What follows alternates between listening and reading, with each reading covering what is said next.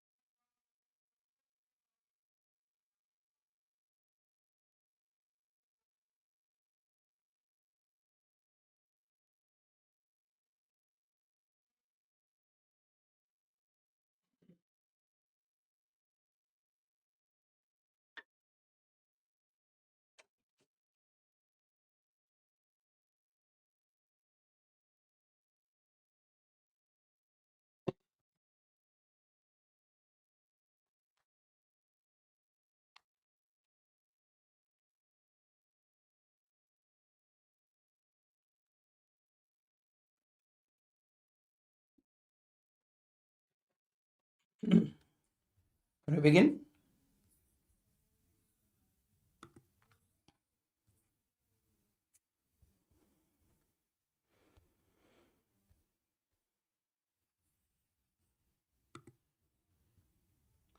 Can we begin, everyone? Give a reply.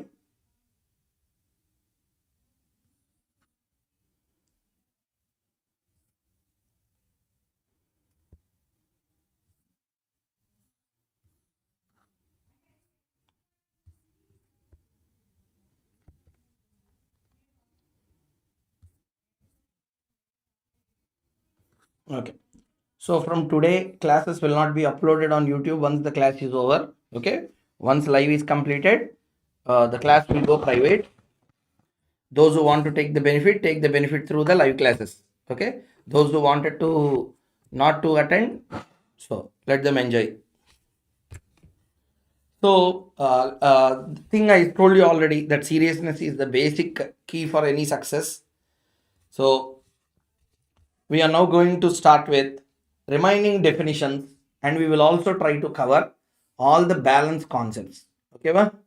So, the day before yesterday, DT, some mystic classes that I am going to upload today. From today, no class will get uploaded after that. Okay. So if you listen, you will listen. If you don't listen, gone. I'm telling you very simply. Okay. And moreover, we are in the basic class of law. Basic class means, I mean, the most important preliminaries. Next, much important concepts will start. Who will save them?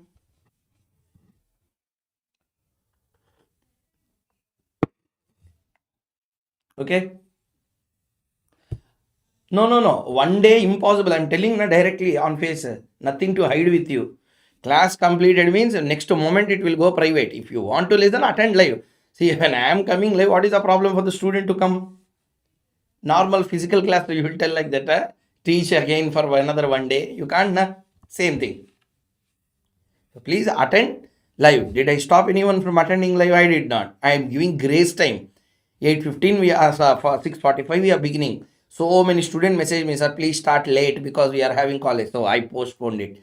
I made 6 o'clock. Actually, we wanted to start at 5:30. Made it 6:45 for you. Okay. So in order not to put overburden, half classes ki we are dividing. Law first half, DT second half, or law first half, FM second half, or DT first half, FM second half. So mind relaxation will be there. That is there. Materials I am providing the PDF. Classes are taken according to your convenience. If you did not like the app, we came back to you. What more we can do? Yeah. Beyond that.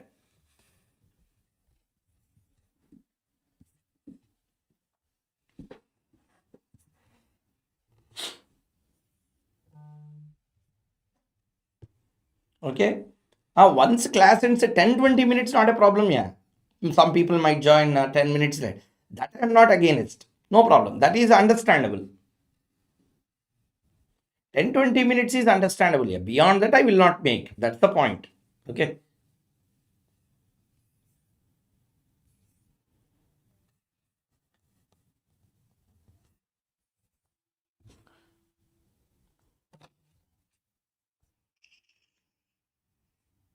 Okay. So please put the messages in your WhatsApp groups or wherever you are. Uh, 3 WhatsApp groups are created for all the students. So today you can join there. I think there is a Telegram ban in India. Here in USA, ban is not there. So it's working for me. So I think there is a ban for Telegram in India. So you can do one thing alternatively. I created 3 WhatsApp groups. Join there. Materials, content, everything will be shared in those groups only. Okay, va? Yeah.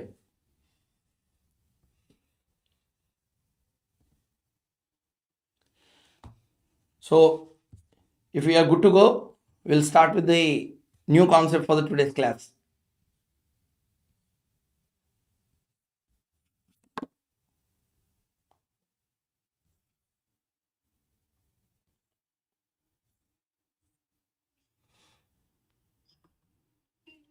Okay.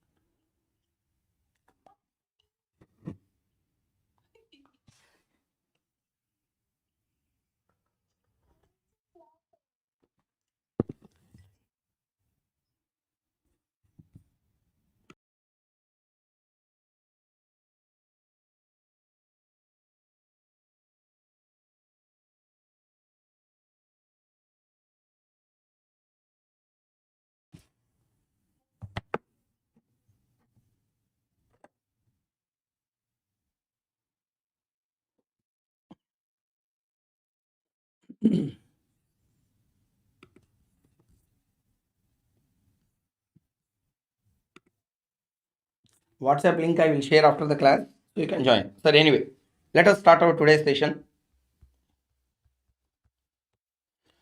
So there are some more definitions left for us to complete.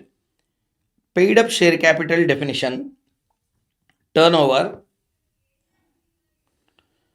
and the next definition is, I think we completed all the definitions. So we are having only 3 definitions left out. One is the voting power, second one is paid up capital, third one is a turnover. Once we complete these 3 definitions, we are done with all the important definitions in the chapter, preliminaries and basics to the Companies Act. Let us start. Again, I am telling you, I shown you the proof also. Whatever we are discussing is there in this study material. None of the contents we are discussing are outside the part of your syllabus. They are happily forming part of your syllabus. Okay, well?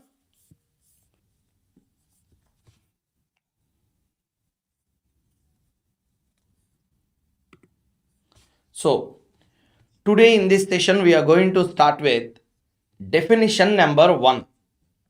Definition of paid up share capital. Definition of paid up share capital. Okay. So let us understand the definition of paid up share capital. So let us see the Bare Act first. Paid up share capital or share capital paid up means, it is a means definition, such aggregate amount of money credited as paid up as is equivalent to the amount received as paid up in respect of shares issued, and also includes any amount credited as paid up in respect of shares of the company, but does not include any other amount received in respect of such shares by whatever name called. Read the Bare Act properly first.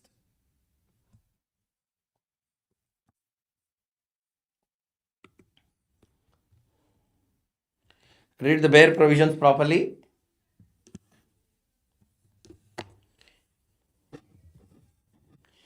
Paid up share capital is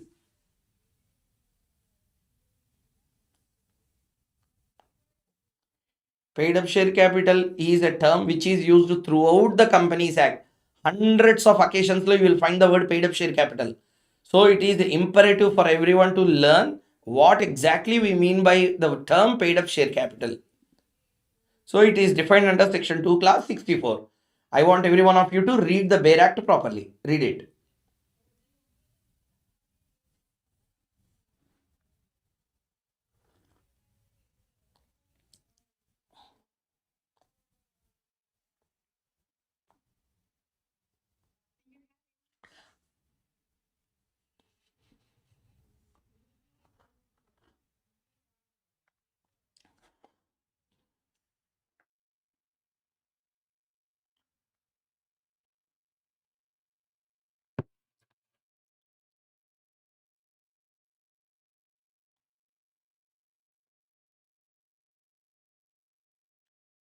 So paid up share capital or share capital paid up means such aggregate amount of money credited as paid up as equivalent to the amount received as paid up in respect of shares issued, and also includes any amount credited as paid up in respect of the shares, but does not include any other amount received in respect of such shares by whatever name called.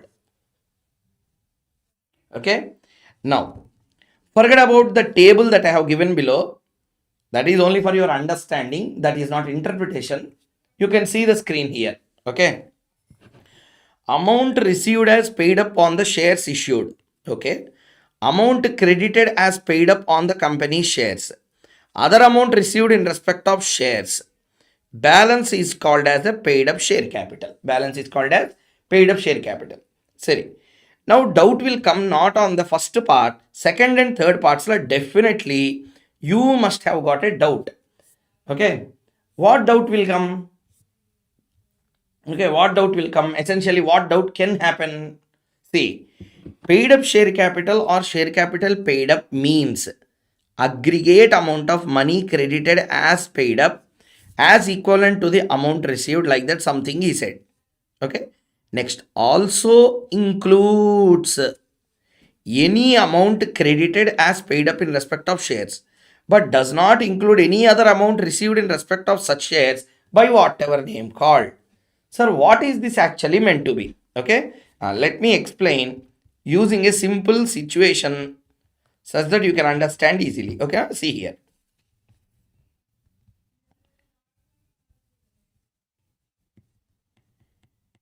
Paid up share capital. This is definition. Section 2 class 64.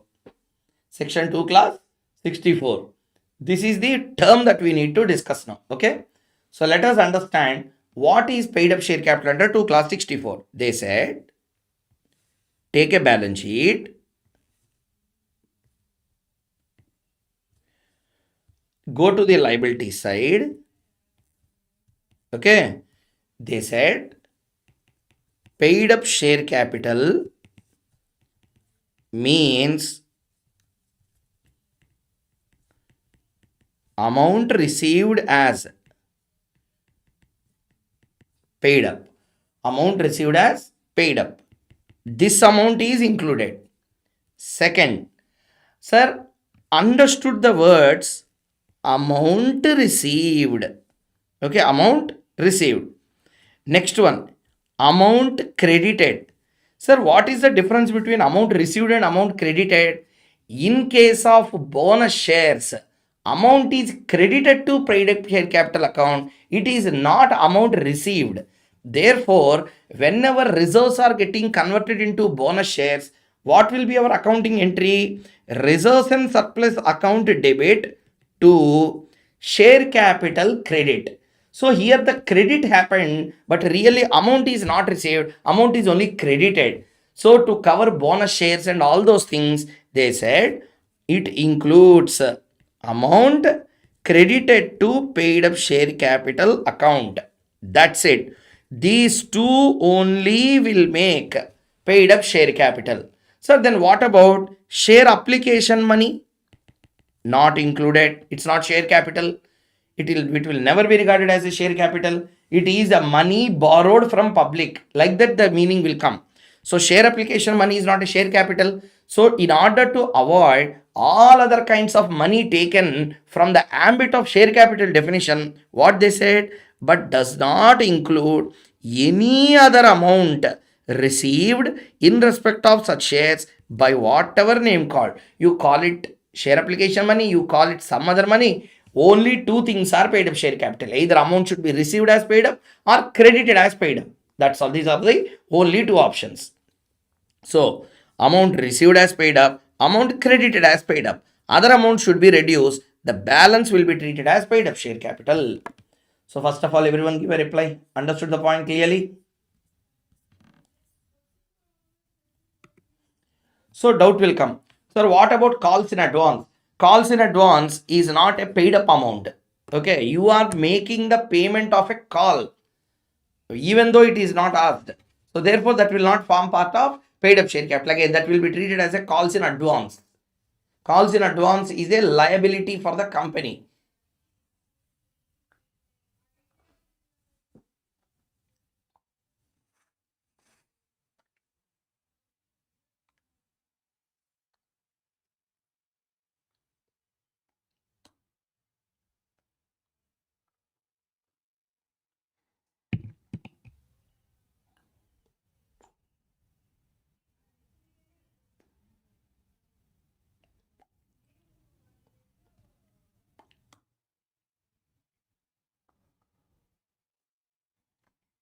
Read the definition?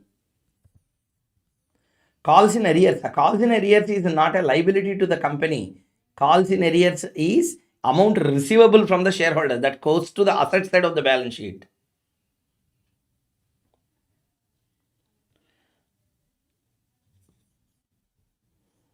Calls in arrears is a receivable amount to the company.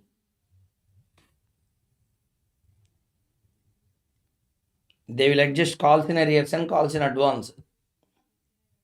Okay.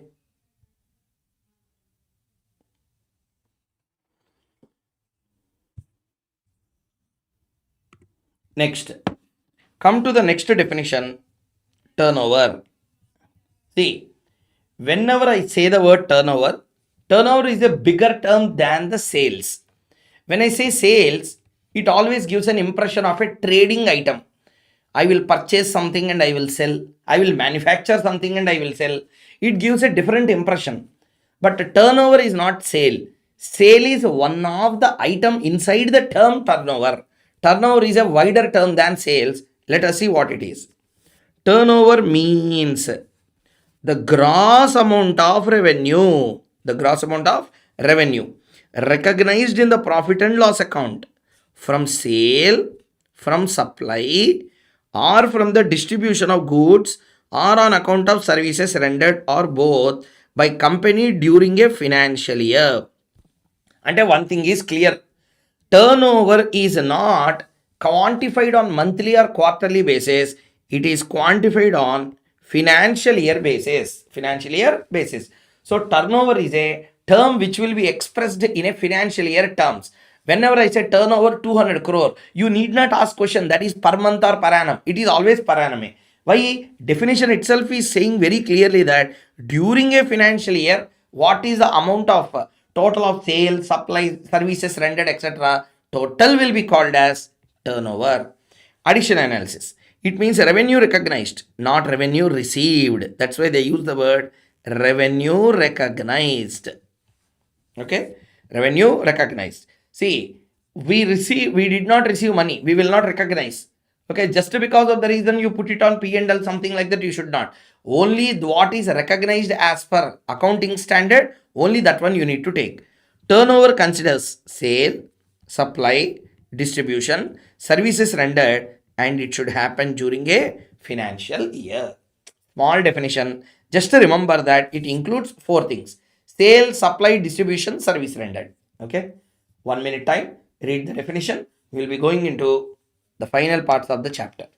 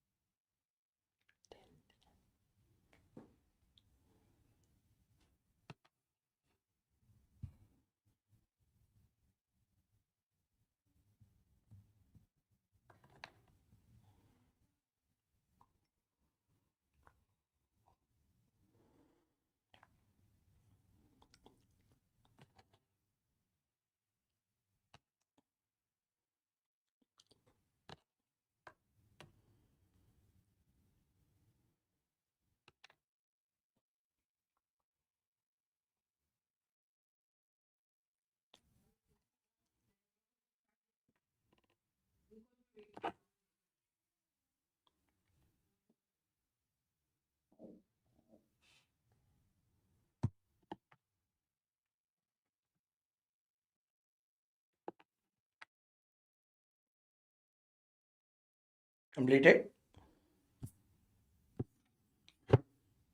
Please give a reply. Completed the definition of turnover.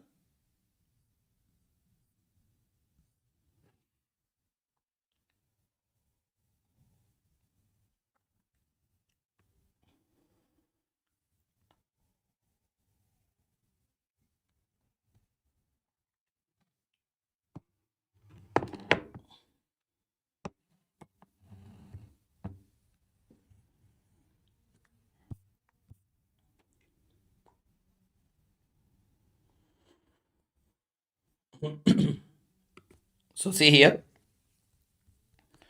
So we have now completed the definition of paid up share capital, turnover, director, board of directors, officers, managing director, manager, KMP, officer in default. So all these definitions were completed. We are now left out only with one single definition called as a total voting power. So this I will explain at a later stage because we need to understand the concept of differential voting rights in order to understand the voting power concept. So just when we are discussing about differential voting rights in share capital chapter, first I will discuss about the concept of total voting power, then we will be reading there. Okay, so I'm leaving this definition on hold, which will be covered in the chapter share capital. Okay, remaining, let us try to cover now. Some important definitions were still there in the form of types of companies. Let us cover them complete, and then we will be going into the next segment. Let us see what are all the company definitions that were left out for our discussion.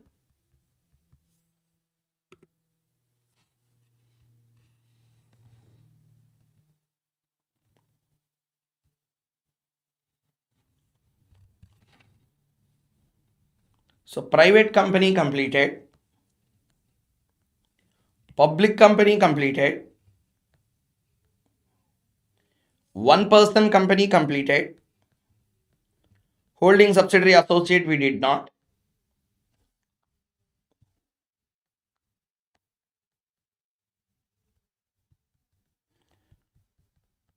government company completed, foreign company completed, small company also completed, section 8 completed. Now we need to cover company limited by shares, company limited by guarantee and unlimited company, listed company. These are the things we need to cover now. Okay, so first I will start with the amendment section called as listed company definition.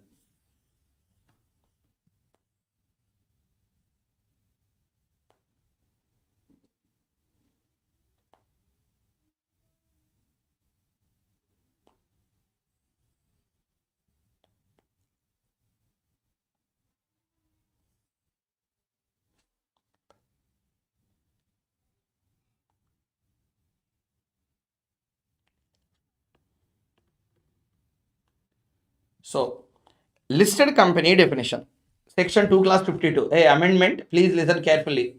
Question can be tested in exam. So concept should be understood clearly. So let's have a clarity. Listed company means a company which has any of its securities listed on any recognized stock exchange, provided that such class of companies which have listed or intend to list such shares of class of securities as may be prescribed in consultation with SEBI shall not be considered as listed companies.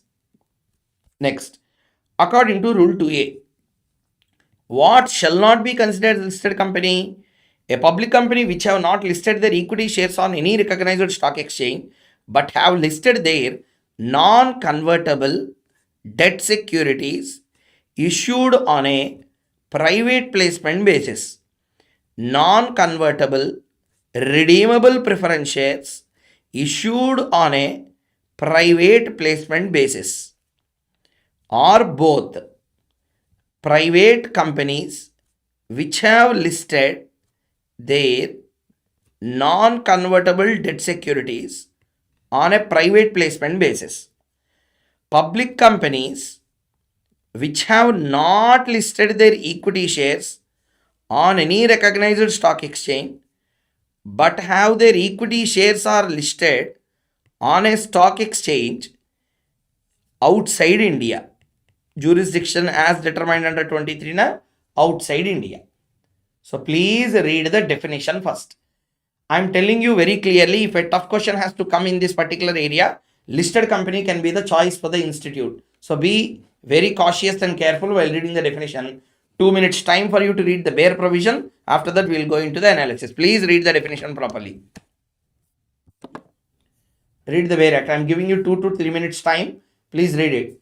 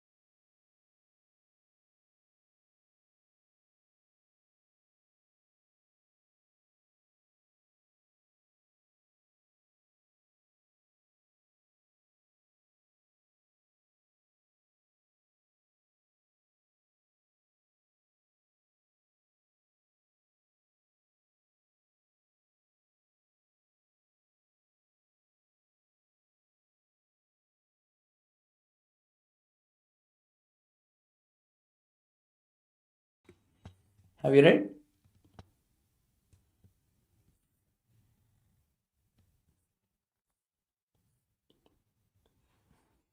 Have you read, everyone? Everyone, have you read the rule content also properly?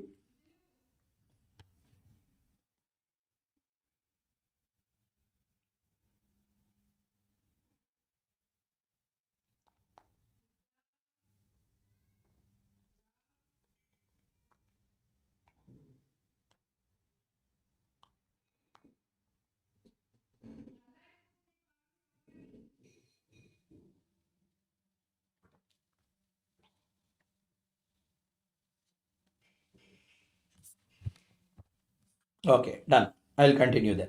So, now what is our learning? What is our learning now? Listed company means a company which has any of its securities. They did not use the word shares, they used the word securities. There is one act in our country called as Securities Contracts Regulation Act, SCRA. They call in short as SCRA, Securities Contracts Regulation Act, shortly called as the SCRA Act. What is the significance of this SCRA?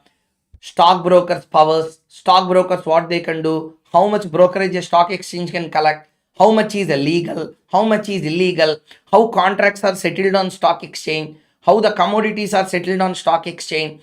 Everything about stock exchanges is discussed in an act called as Securities Contracts Regulation Act.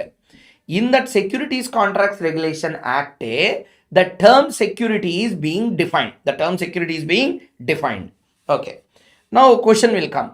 Okay, so then what is a security? Shares are, see, security definition if you read, it's a very lengthy definition.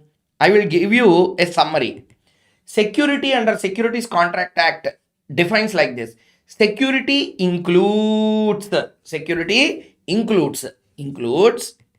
shares, scrips, bonds, debentures, debenture stocks, other marketable securities, commodities, derivatives. Okay, commodity, derivative, units of a collective investment scheme, units of mutual fund, warrant on shares, government securities,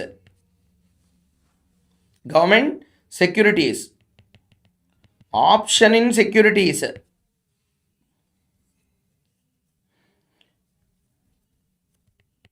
security receipts, so on. Ante from this what you have to understand, share is one of the drop inside the ocean called as a security. Okay, so many things are there in the term security. Share is the first entry into that. That's all. Share is not the security. Security includes share, but share don't include a security. Understood the point clearly here? So that's why what they use the language here. Listed company means a company which has any of its securities listed on any recognized stock exchange, provided that such class of companies which have listed or intend to list such securities as may prescribed in consultation with SEBI shall not be regarded as listed company. Now, as may be prescribed, whenever I use, what will come? Rule will come. Rule 2A is there. What rule 2A of definition said that? See here. I will give you a easy way of understanding. Okay? See. Look here, everyone. Concentrate on the discussion. Okay? Don't put your mind elsewhere and listen to the class. Okay? Please be here. See. My company is A Limited. This A Limited went for a public offer. Issued 50 lakh equity shares to general public other than existing members, other than promoters, all these people, other than employees, to general public 50 lakh equity shares. 50 lakh public illa. Subscribers maybe 50-60,000 lakhs shares, 50 lakh equity shares they issued to public. Which company? A Limited went for public offer, issued 50 lakh equity shares to the public, general public, or 10,000 people subscribe to the shares. Okay, so this is the first discussion. Now what will happen? Once public offer is completed, shares are listed on recognized stock exchange. I will call you as a listed company. I will call you as what? Listed company. Till when I will be called as listed company? Okay, you will be called as listed company till listing is revoked. And if you do any nonsense, stock exchange will cancel your listing license. Till then, your company is a listed company. 99.99999 cases listing once given, it will be for lifetime. Means what? No one will do that much of nonsense to get a cancellation of listing. Generally, they don't do. 1 in every 1 lakh companies may happen, but we should not see that. We should see absolute majority. Next, example 1 completed. This is plain example. Okay, next. There is another company called as B Limited. This B Limited went for public offer. For what? Issuing debentures with a 5-year life. To whom? To the directors and employees of company. Okay. What they have done? they listed this on exchange such that the market value of those debentures will rise and fall every day. They can trade them. Now, debentures, debentures will be called as securities. What is the definition? What is the definition? What is our understanding?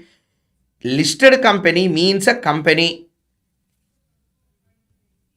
B Limited is a company which has any of its securities. Yes, debenture is a security. Listed on a recognized stock exchange. Yes, sir.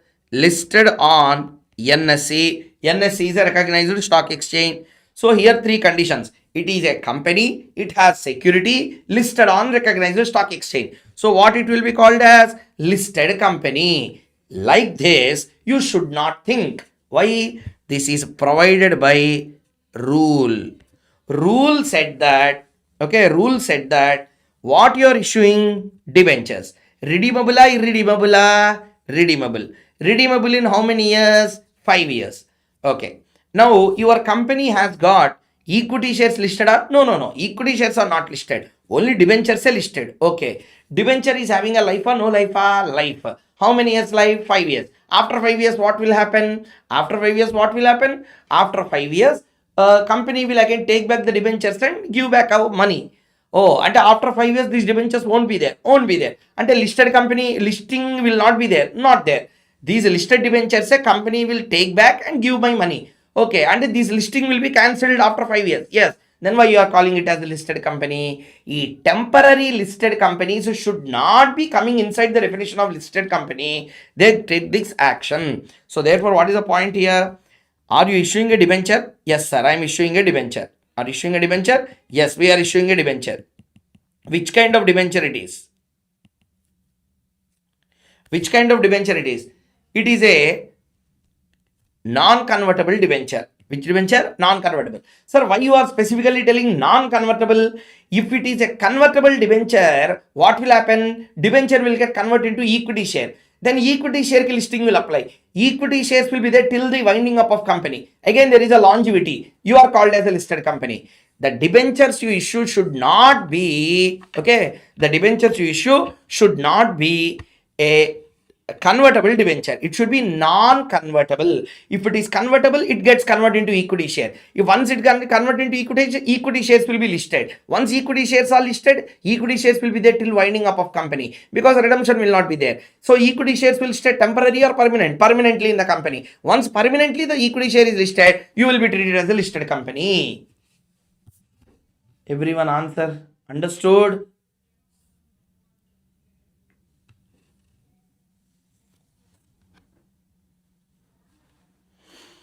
Reply.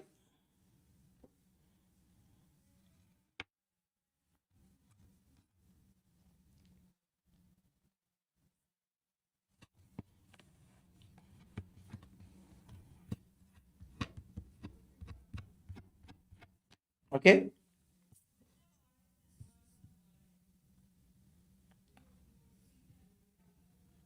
Next example.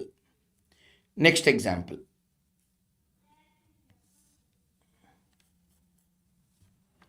Whenever I say issue to directors and employees, we call it private placement. Private placement. Now there is a company, B Limited again. Company making public offer of debentures being a security for 5 years to the public, and got the debentures listed. Will it be called as a listed company? Yes, it is called as listed company because public are involved. For 5 years, you have to comply with the listed company rules and regulations. We can't do anything. Once the debentures are redeemed, anyway, you will become unlisted. From then, you need not comply. If you are listed company, there are a lot of compliances. If it is a private placed listing, no problem. But if it is a public listing, no pardon, and there is no excuse also on that. Okay. Same applicable for non-convertible redeemable preference shares also.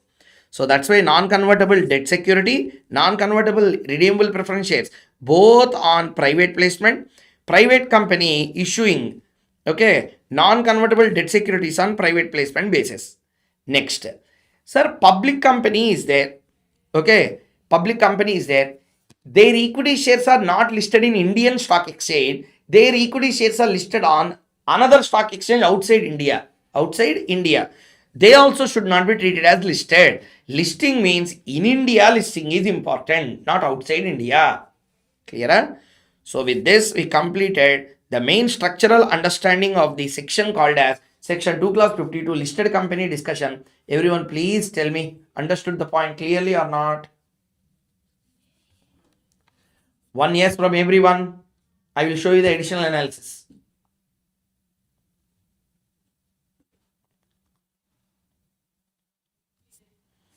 Okay. Additional analysis. Additional analysis whenever there, that is all my analysis on the bare provision. If equity shares are issued by a company or not listed, but company has listed non-convertible redeemable preference shares on private placement basis, then in terms of relevant SEBI regulations, which falls in the exception to the listed company, shall not be regarded as listed.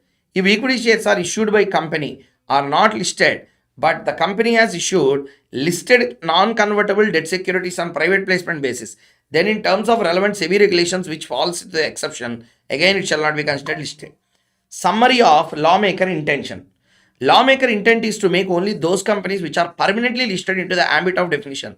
Therefore, non-convertible debentures, though listed for a temporary period, won't get converted into equity, and thereby purpose of law is defeated and hence not treated as a listed company. However, if equity shares are listed, then it can be considered as a listed company for all purposes, though debentures or preference shares are not listed, because equity is a permanent capital which will be there till liquidation. Moreover, non-convertible debt and non-convertible preference shares shall not make a listed company if the issue is made on the basis of private placement. But if it is issued on a public offer, then it is treated as listed company even for a temporary period, because a trade happens on the stock. Sir, what is a unlisted company? Unlisted company definition is not defined in Companies Act. Means what? Any company other than listed company automatically be treated as a unlisted company.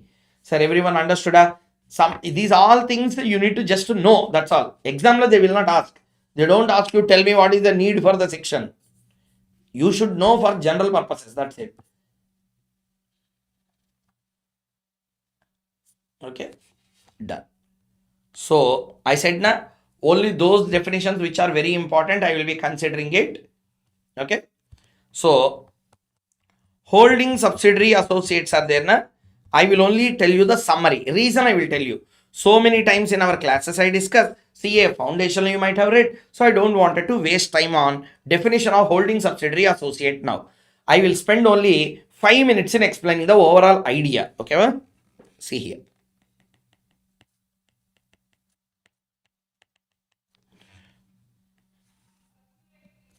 Holding company, subsidiary company, associate company. Let us understand the real meaning behind these terms. Okay, see here. Holding company, subsidiary company, associate company cannot be defined independently. They should be defined in relation with another. What do you mean relation with another? Holding company in relation to another company, it's a holding company. Okay, well, see, I will give you an example to understand. X Limited, Y Limited. X Limited is holding 70% in Y. Okay, I asked what is this? You should not tell it's holding company, because I did not ask what is this to this. I did not ask that.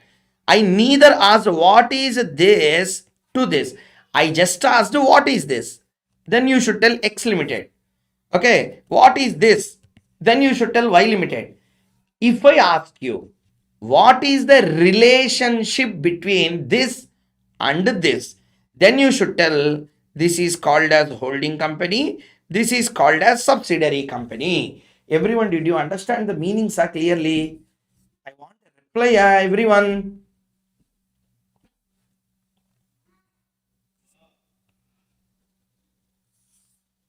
Have you understood?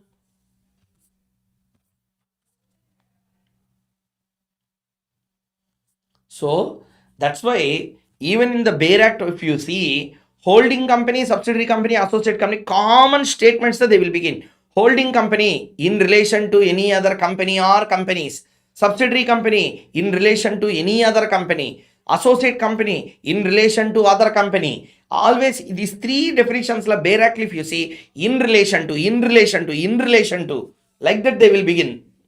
Are you understanding? See, if you learn properly the Bayer Act clearly at inter, final level, the concepts become very easy for you. Okay, va? Or else I'm telling you now, you will suffer definitely, like any other person. Sir, I will just to show you an example. Yeah, recently what happened now for CA final students, for CA final, not for inter, you can see there left side. CA final DT regular batch is there. CA final DT. In that, introduction to capital gain, PGBP, IFOS. And for them, salaries, house property, we don't teach it because it's not there in the syllabus. Directly torture will begin. So capital gains, PGBP, IFOS, and fourth one is what? International taxation. Biggest segment. 40 marks will come in the exam from international taxation part. Sorry, I'm just clicking on that. International taxation. International taxation, the scope of total income, DTA, double taxation avoidance agreements between India, Canada, India, Malaysia, India, Mauritius, India, UAE. All these questions will come in exam. Sorry. Below, third one, if you can see, transfer pricing is there, correct? Which one? Transfer pricing. Most important. 10 marks will come in that 40 marks. 10 marks is governed by transfer pricing chapter. Very, very important. I'm just opening that for you. Okay. Clarity sake. Okay. I will show you what sort of clarity is required when you are going through. So this chapter name is called as the transfer pricing, governed by 92 to 92F of Income Tax Act. So I will just show you one point.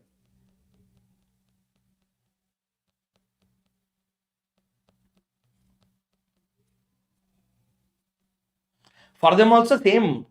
Torture there is no difference. Kaushik torture will be same at every level. Word ki we have to write analysis. Any income arising from international transaction. What is international transaction? What do you mean by computed? What do you mean by arm's length price? All these things we have to understand clearly. So I will go a little down for you to show you one point. You will only tell me.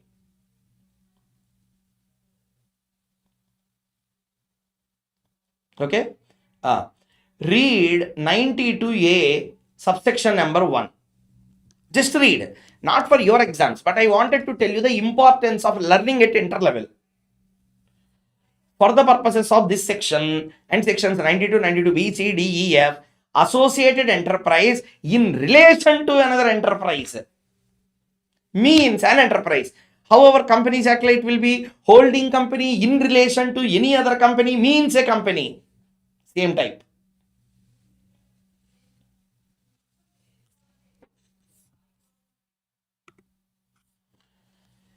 Hey, could you at least understand or not, everyone?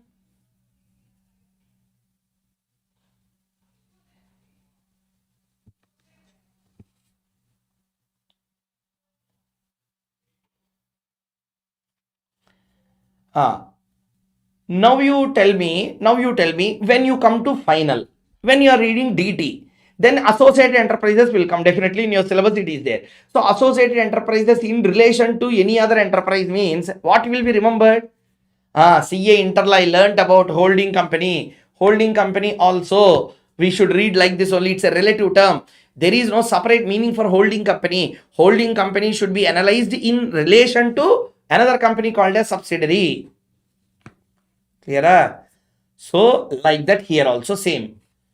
If you read Bayer Act properly in one law properly, another law you can easily interpret them.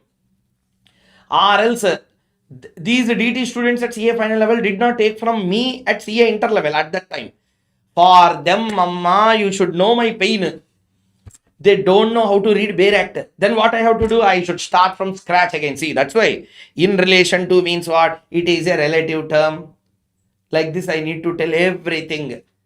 Okay. So associated enterprises law, what is discussed in section number?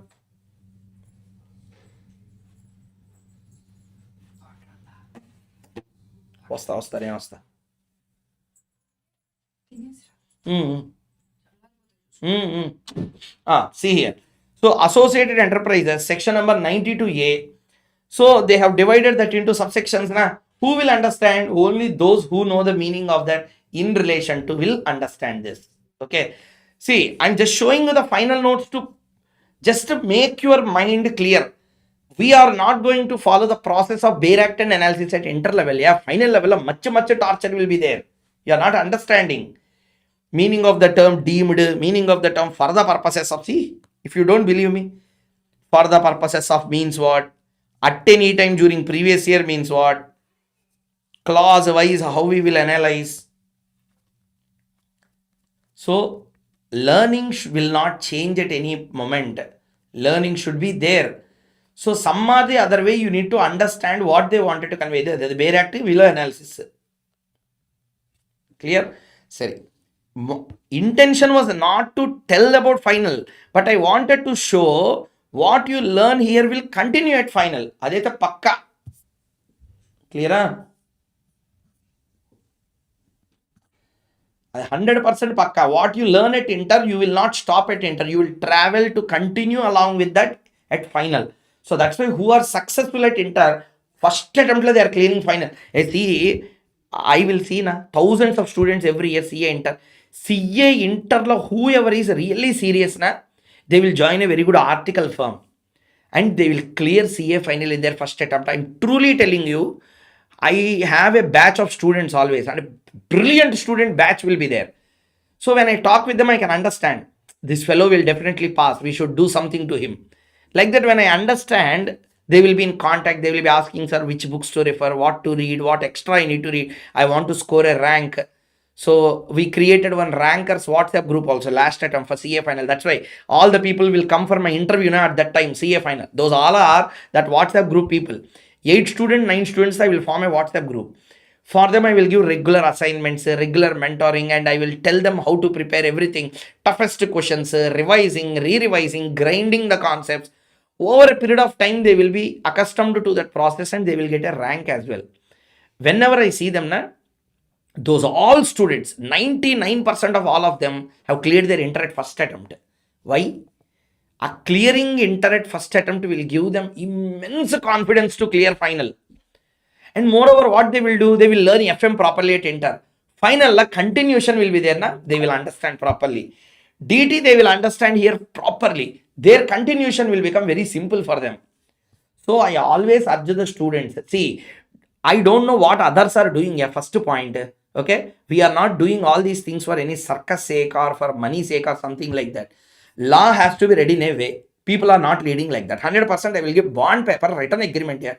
People are not reading law in a nice way. People are reading from some textbooks or some notes, etc., without reading the bare content, not understanding, just like that. Blindly they are going. Some expected questions, guess questions, which I personally don't like at all. You know that very well. Clear? That gimmick I don't like. That expected questions.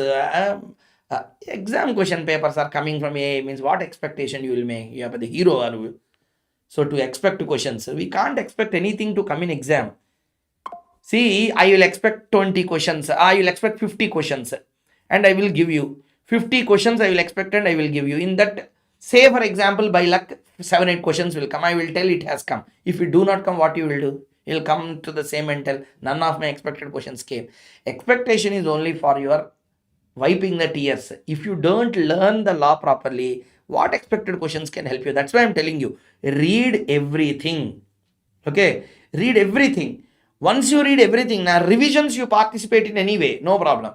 But learn everything. That's why I always tell you, revision is possible only when you have a vision first. If you have a vision, revision, repetition is there. Vision is not there first. What revision you will do? Clear? Huh? If vision is there, revision has a meaning. Vision is not there, you will do revision. Huh? So see here. Please don't make me to tell all these things again and again to you. Okay. You have to study CA final. Yeah, you are in the middle of the ocean. One part you crossed and another part you are standing. How much serious you should be. Than final students, you should be more serious. Yeah. You should ask for more knowledge every day. Sir, please give us more knowledge such that I will pass first. Okay? Such that I will pass in my first attempt. So make your parents happy. They are earning for you. Okay? They are having tougher times because of you. Tougher times, I am not telling in a negative way. Parents are working. They are working in broad sunlight. They are working every time. Yeah, as a son or a daughter, we should give something back to them. Now, what we will give? Maximum. Your CA degree is a greatest privilege to them. If you qualify CA, they are the first persons to do. Make them happier. Always. Only one thing you keep in mind. Make them happy. What make them happy? Do that. Only whatever life. Why you to make them sad? Clear? So simple concept. Now, why to make them sad? Who gave us a right to make them suffer or to make them feel sad because of us? When there is an option to just study and qualify, if you are not doing that, how bad son or daughter you are? Correct? When there is an option, free classes are available, internet is on hand available, amenities are available, you have a home, you have food to eat, everything are available. Still you are not doing all these things. You are cheating yourself and you are cheating them also, right? Who gave you a right to cheat them? Yeah. So please study properly, qualify. What is the great thing? I am asking you to do anything. I am asking you to move the mountains. Study and qualify CA internal. I accept that you want everything. Okay. Let's start. Continue. Please listen carefully. Understand in a proper way. See, first thing, there are three types of companies. Holding, subsidiary, associate. Don't read them independently. What is holding company? Wrong. What is subsidiary? Wrong. What is associate? Wrong. And a question may be right phrase, but you should answer in a different way. Holding company means is a wrong statement. Holding company in relation to other companies. Okay. See here. X Limited is there. Y Limited, Z Limited. X Limited hold 60% in Y Limited. X Limited appoint or remove all or majority directors in Z Limited. Okay. So let us take this, and through this we will understand the definition of both. The definition of what? Both. Okay. See here. There is a company called as X Limited. There is a company called as Y Limited. Okay. Now question will come. Sir, what is X Limited? From the definition point of view, if you have to tell, X Limited is a holding company in relation to its two subsidiaries called as Y and Z. Okay, Y and Z. How to understand this, I will explain. Okay, well, see here. Holding company in relation to any other company or companies means a company in which the aforesaid companies are its subsidiaries. And what lawmaker wanted to tell? Holding company is a parent. Who is a parent? Parent is a parent in relation to their children. Children can be multiple, na? Okay. You can have one child or two children also, or three, whatever the case may be, it can be. So children can be multiple. Therefore, whenever you are defining holding company, you are a parent in relation to the children. Multiple can be there. Holding company can have multiple subsidiaries. That's why what the Bail Act will tell, holding company in relation to one or more other companies. If you do not write language like this, if I have to value the paper, I will strike off and give a big zero to them. Okay. The basic common sense here. Holding company means if you write, you are unfit to write that exam. Go back, fail, write next attempt. Better. You are unfit to write the exam. The basic Companies Act, holding company definition, you don't know. How dare you come to the exam? Throw him outside and ask him to write another attempt. So, holding company means is a wrong statement. Holding company in relation to one or more other companies. Downside, one or more other companies means a company in which such companies are its subsidiaries.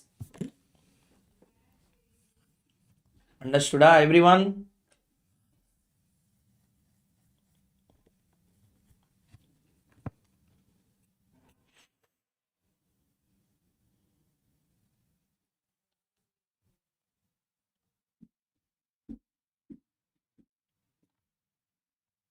Okay.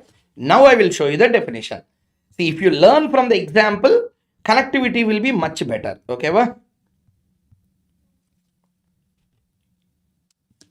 See, whatever I discuss will be there. I will give you 3 minutes time. Why? You have to read, understand, and then go to the analysis. 2 to 3 minutes time. Please read it properly. Take it seriously. Section is important.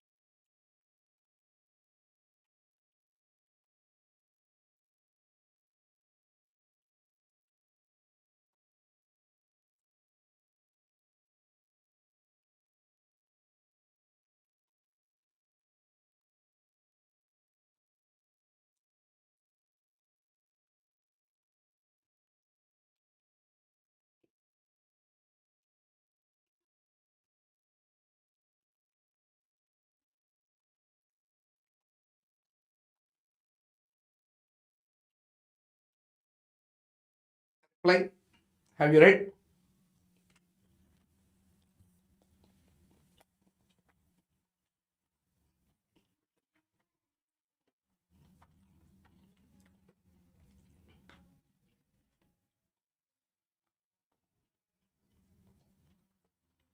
Did you understand the additional analysis, everyone?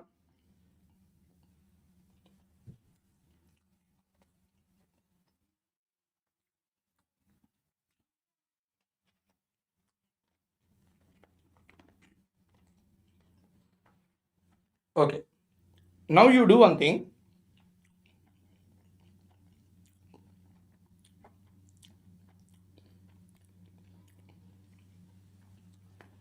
Try reading the definition of subsidiary.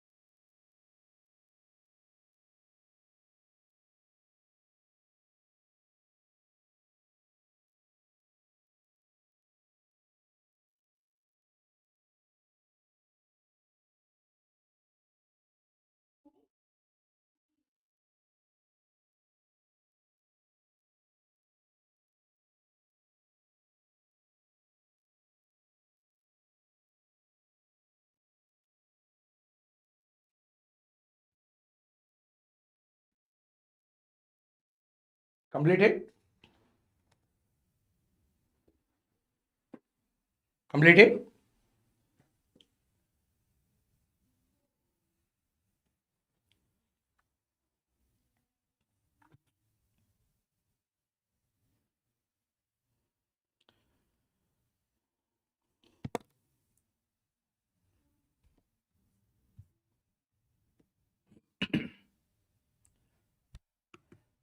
Completed? See, definition is subsidiary company. So what is a subsidiary company? Holding company we understood now. Okay. So in relation to another company, you are called as holding only when those other companies are your subsidiaries. Okay. If the other companies becomes your subsidiary, in relation to that subsidiary, you are called as holding. I repeat one more time. There are some companies. Those companies are your subsidiaries.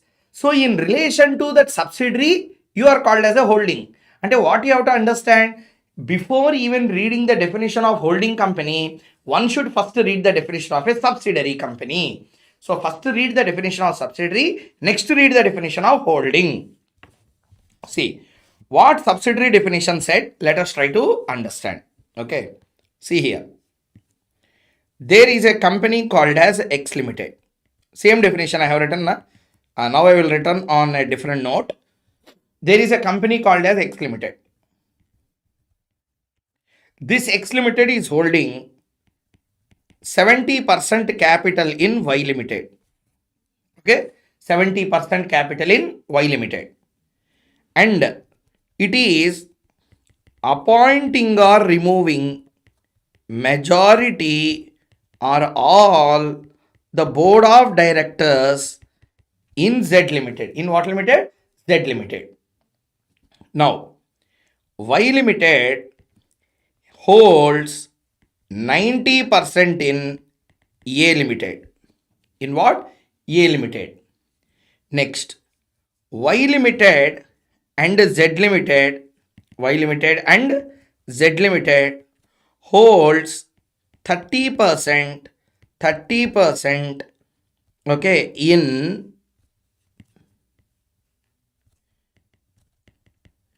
B Limited. In what limited? Yeah, B Limited. In B Limited. One question we are trying to cover all aspects of holding. Okay, first point number 1. X Limited is holding 70% in Y Limited. This will come under the category of more than one half of the total voting power. More than one half of total voting power. Now what will happen? Y will be treated as subsidiary company to X. X will be treated as holding company to Y. Holding company to Y. Never write down holding company. Holding company, when you write in relation to whom also you should write. Okay. In relation to whom. See. Don't go to extremity. Just example. Who he is. If I ask. You said he is a husband. She is a wife. You stopped like that. Then what does it mean? Yeah. You should tell other name also or not. Yes or no, everyone. See, really that is the meaning. I said he is a father. Father to whom? Correct? Complete the statement or else different meanings will come. Clear, everyone? Same thing. You are not understanding reality as bad as that. This is also holding company. Holding company to whom? To whom it is a holding company? He is a parent. He is a parent to whom? He is a father. Father to father of the nation. Father to whom? Tell that name. In relation to whom he is a father. In relation to whom he is a husband. In relation to whom she is a wife. In relation to whom she is what? So you should tell like that. Clear? So just like that loosely you should not tell this company is a holding company. It is subsidiary. Subsidiary to whom? Holding to whom? In relation to whom you should tell. So X Limited holding company to Y. Y Limited subsidiary company to X. Relation existed. Next what happened? This comes under more than one half of the total voting power. One way of becoming holding subsidiary relatives. Next, X Limited is having a right to appoint or remove majority or all the board of directors. Either majority or all the board of directors. They have a right to appoint, they have a right to remove by agreement. Agreement between X Limited and Z Limited is in such a way that X Limited has the ability to control composition of board of directors. This concept we call as control composition of board of directors. Control composition of board of directors. So now, who is Z Limited? Who is Z Limited? Subsidiary company to X. Who is X Limited? Holding company to Y and Z. Holding company to what? Y and Z. And what you understand? Holding company can have multiple subsidiaries, but one subsidiary cannot have multiple holdings. Correct? So this is one way. Next point. See here. Next point. Y Limited is a subsidiary company to X. Y Limited is a subsidiary company to X. Now Y Limited is having another subsidiary called as A. Okay, what is A? Subsidiary company to Y. Who is Y? Holding company to A. Holding company to A. Okay. So A is a subsidiary company to Y. Y is a holding company to A. Y is a subsidiary company to X also, na? So therefore, A Limited will be deemed subsidiary to X Limited also. Means A Limited is not just a subsidiary to Y. A Limited is a subsidiary to Y and also a deemed subsidiary to X Limited. Also a deemed subsidiary to X Limited. Come to the last concept. X Limited and Y Limited are holding subsidiary. X Limited, Z Limited are holding subsidiary. X and Y became holding subsidiary through monetary capital. X Limited and Z Limited became holding subsidiary with the managerial controls, controlling the composition of board of directors. So X and Y are holding subsidiary, X and Z are holding subsidiary. Now X's subsidiary Y Limited hold 30% in B. X's another subsidiary Z Limited hold 30% in B Limited. Now will it become holding subsidiary? Now question will come like this. Y and B, Z and B, are they holding subsidiary? They are not holding subsidiary because they are not holding more than 51%, more than 50%. They are not holding. Y Limited is holding only 30. Z Limited is holding only 30. So Y and Z are Y and B are not holding companies, holding subsidiaries. B and Z are not holding subsidiary. However, section said that if a holding company has to hold more than one half, that one half need not be held by it. It may be held by it or even together with one or more of its subsidiaries. Here what happened? X and B will become, B is a subsidiary company to X. X is a holding company to Y and Z and B also. So X and B will become holding subsidiary because not directly X is holding. X is holding through its subsidiaries. X is holding through its subsidiaries. 60% is held by X. See, Y is holding 30% in you. Z is holding 30% in you. That both Y and Z I am holding. So what happened? That 30, this 30 are my 30 only. So 30 and 30, how much it will be? 60. 60% capital is with me only. Therefore, X Limited is a subsidiary to B. X Limited is a holding company to B. B is a subsidiary to X. Listen carefully. What is the difference between this situation and this situation? Here deemed subsidiary, here subsidiary A. Why here it is a deemed subsidiary? X Limited is holding 0% in A. But still A Limited is called as a subsidiary. That is deemed subsidiary. Are you listening? And moreover, when deemed subsidiary concept will come, if it is a subsidiary to my subsidiary. See, X is holding 70% in Y. Y is my subsidiary. Y is holding 90% in A. A is subsidiary to my subsidiary. Then subsidiary to my subsidiary will be treated deemed as my subsidiary. Correct? But in this case, it is not a subsidiary to my subsidiary. Just holding is more than 50% on a combination. Holding subsidiary relation has started between them. Everyone, please give a reply. Did you all understand the last 15 minutes discussion clearly? With one example, I tried to explain everything. Did you all understand?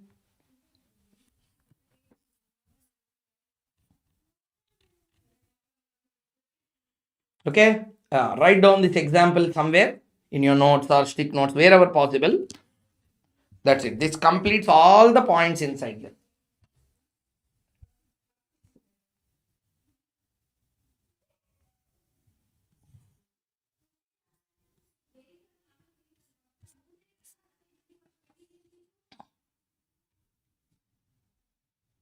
Write down, write down, write down, write down, write down. I'm giving only 2 minutes time. Fastly copy down. Once you copy, please put a message. I will go to the next discussion. Associate company.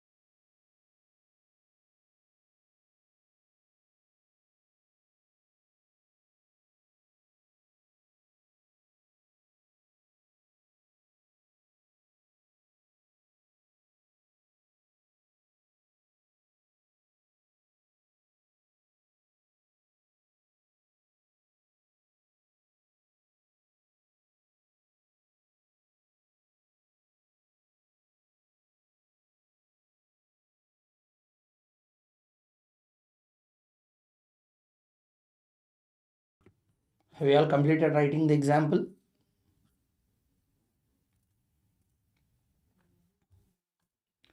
So, what is the relation between Y and Z? Answer is they are called as sister concerns, like Nissan and Renault.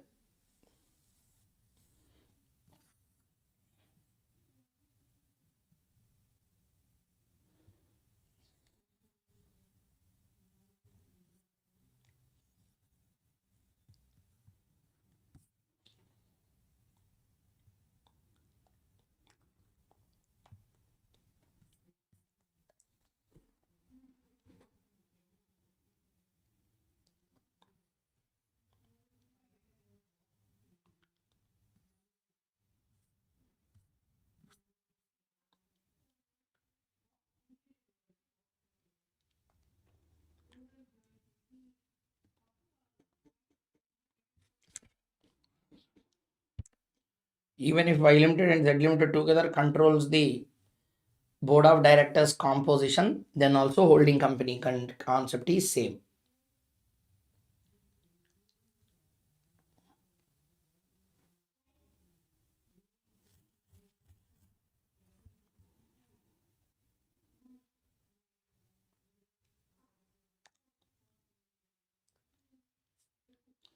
Layers concept not there at interlevel, so let's not waste time in discussing that. Okay, sorry. So now we completed holding, subsidiary. Next, some examples I have given, you can read later. Associate company. Through example, I will tell you associate company also. Please see here. Please see here. There is a company called as A Limited. There is a company called as B Limited. There is a company called as C Limited. Listen first. Don't write. You know I will give time for you to copy. At the time you do. I will make some changes. Again, you have to strike off. So please listen first. There is a company called as A Limited. There is a company called as B Limited. There is a company also called as C Limited. How many types of companies are there? There are three different types of companies. Okay, listen first. What happened? A and C entered into a joint venture for 5 years. Okay.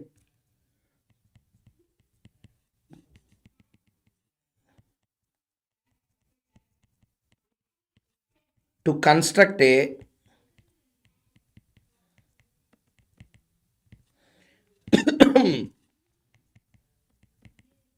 real estate project. So both entered into joint venture. In this joint venture, A's share is 50%, B's share is 50%. Okay, B share is 50%. Means when they construct the real estate property, they will sell. They got 100 crores. 100 crores, 50 A will take, 50 C will take, and both of them will leave. Sorry, not B, C.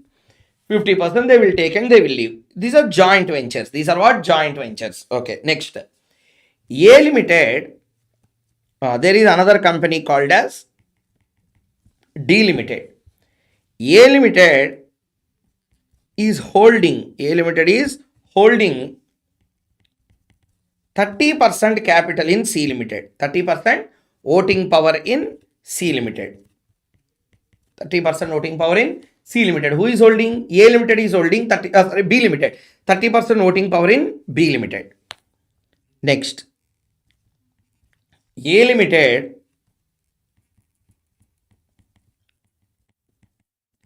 cannot control board of directors composition. A Limited cannot control board of directors composition. Okay, well, it cannot control the board of directors composition. Just a minute. It cannot control the board of directors composition like a subsidiary company definition we read. Na? Like that it cannot do. But what it can do, na, A Limited can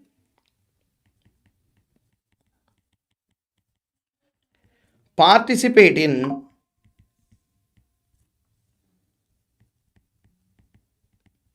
business decisions. Participate in business, and whenever decisions are taken, okay, whenever decisions are taken, definitely A Limited will participate in the decision making in D Limited via an agreement. And what can happen? A Limited might have given a very big loan to D Limited. Whenever I give loan to D Limited, fear will be there to the person who gave the loan or not. Therefore, what A Limited said? A Limited said that you do one thing, write an agreement to me. What agreement? Whenever you are taking any business decision, I will also participate in that, such that I will know how my money is getting utilized in your business. Okay. So A Limited said to D Limited, D Limited, write an agreement. Let us undergo an agreement now. Agreement la clearly write down that till the loan is repaid, I will have business decisions participation along with other directors, etc. Like that, A Limited has got participation in business decision. Okay. Now what happens? Let us see.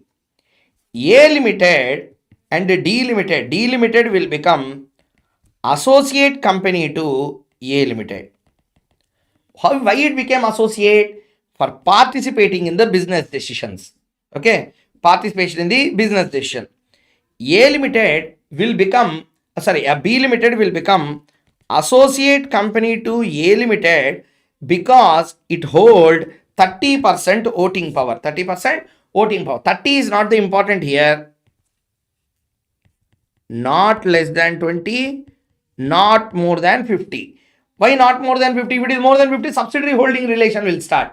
So it should be not less than 20, not more than 50. Next, joint venture companies who will join, finally calculate net assets, divide between them and leave. Both will be treated as associate companies only. Associate companies only. In all the three cases, associate company definition will get attracted. A and D.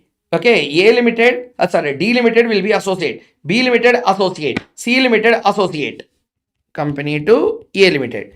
So now question is, A limited, D limited, both are what? Associates.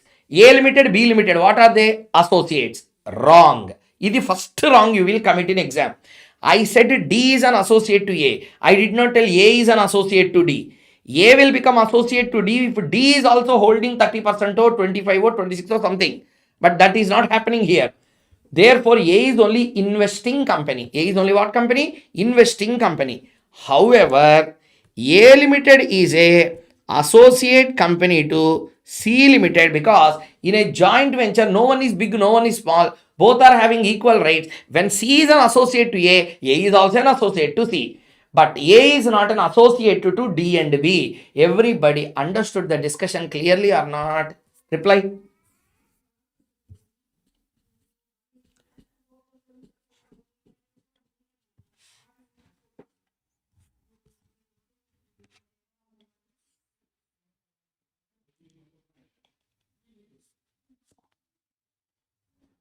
Okay, well, keep the heading associate company and write this example.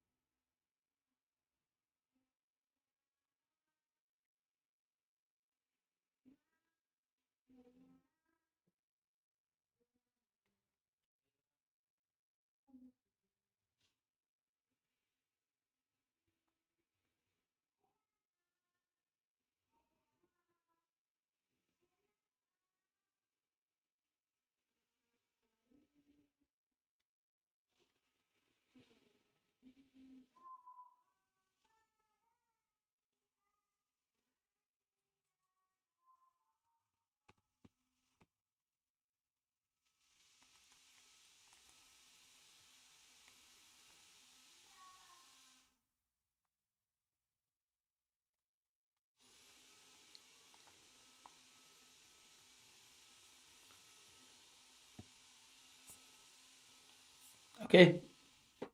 So associate company definition, if you have to read.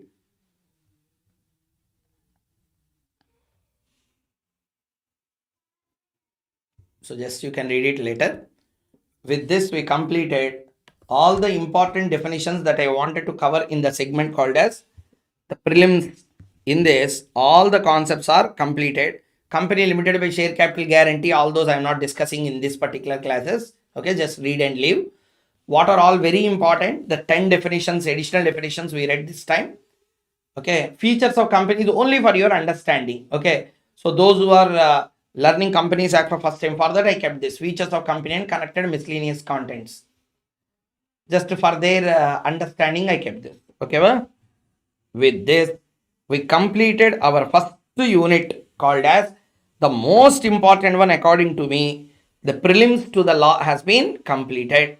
Okay, Mahata Prayasena Bhagavat Krupaya, we have completed one unit called as prelims. And in the next class, we are going to start with our unit number 2, incorporation of company and matters incidental there too.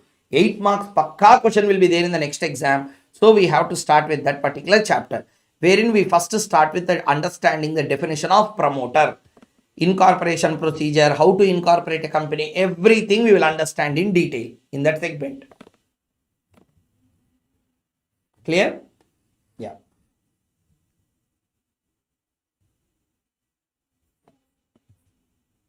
That's it.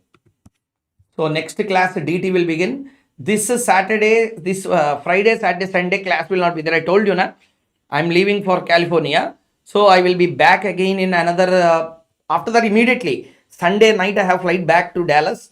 So I'll be coming back and again we will have the class. Clear? Huh?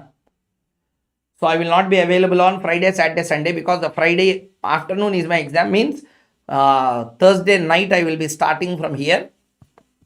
Time within the same country, time zones are changing. 4.5 hours time gap is there between both the places. So I need to go to California. From there, I will be coming back again. Okay. The exam center was kept in San Francisco. So we'll go there, write the exam, come back. It's a 2-day. So Friday and Saturday it will be. Sunday I will be again heading back. The Sunday I'm going to Las Vegas. Once I go there, maybe spending some time, coming back to San Jose, from that San Francisco back to Dallas again.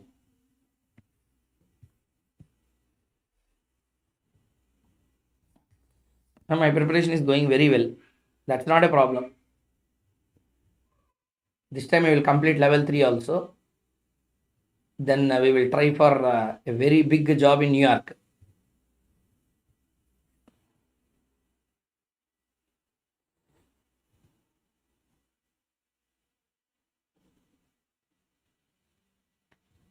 No, CFA exams are conducted also in India. I like to write the last level here. That's why I choose. This is my choice. You can write also there. I enrolled because I wanted to do this. I want to feel that experience of writing their exam in their country. So that's why I applied for visa. Successfully, I went through the visa procedure. Interview was successful, everything. So I got the visa for next 10 years.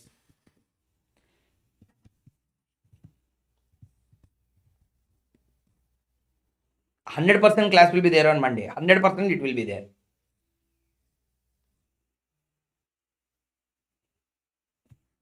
No, I don't do ACCA. I will do any course higher than CA, not lower than CA. ACCA can never compete with CA. It's very smaller when you compare with CA. People may get offended if I say this, but it is actually true. It is a level below CA. So I won't do. I don't waste my time in doing unnecessary things. If you don't do any CA, that's a very good course to do. But when you already done CA and all these things, No, no, I will not recommend to anyone.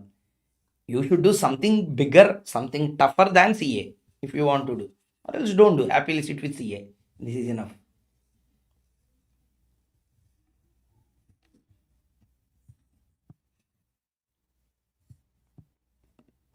CFA is a course which is focusing only on finance segment. Ante it contains so many. Ethics will be there, professional ethics will be there, maths will be there inside, stats will be there. So many subjects, but main focus anyway, wherever you touch, flavor will be finance only.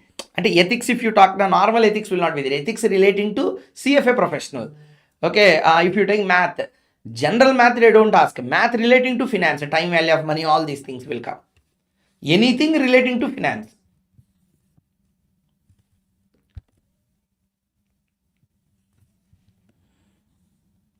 Don't forget us after the CFA.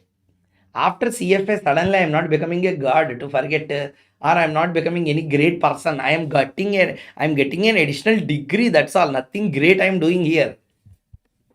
I am getting an extra degree for more money. I am doing more hard work. I am going for more courses. That's all. I'm not doing anything great. And moreover, even I am in USA, I will take classes like this. Okay? I will not leave this. I love to teach all these subjects. I will not leave. Okay?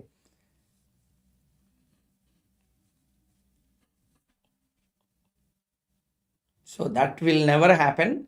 Wherever I am, classes will continue.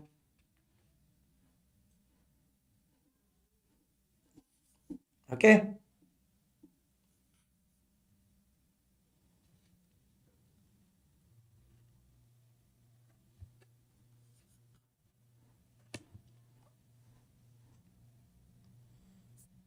So we will start with the DT.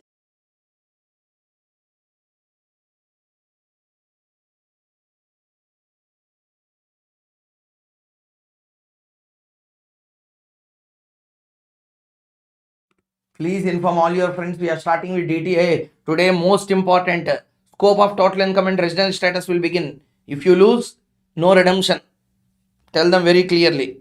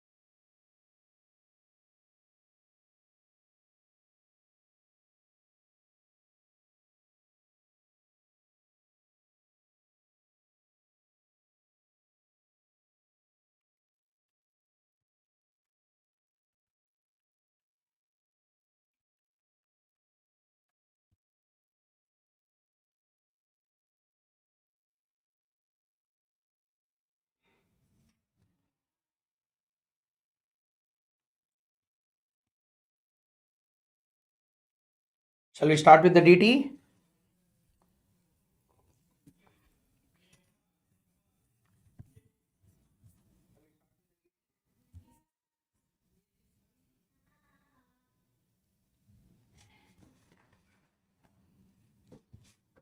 Hey, please inform all your friends.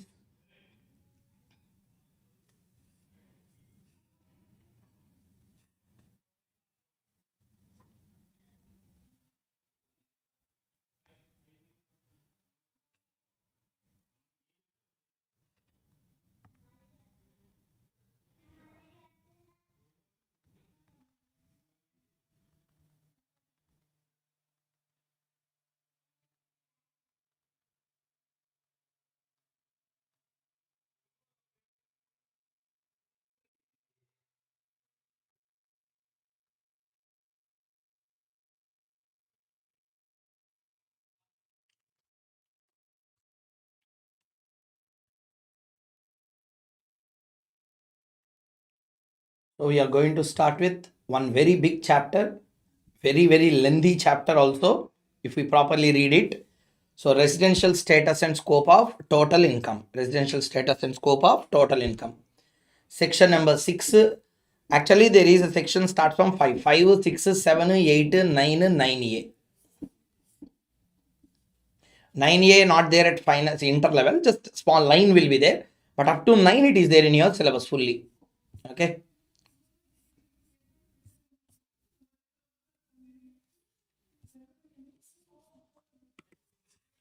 Join fast everyone.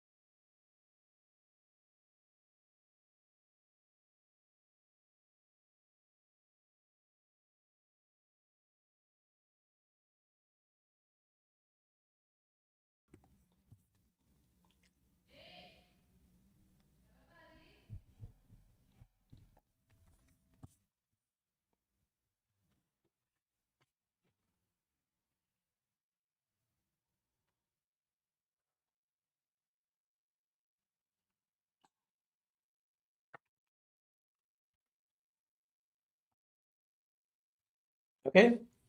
Let us begin. See here.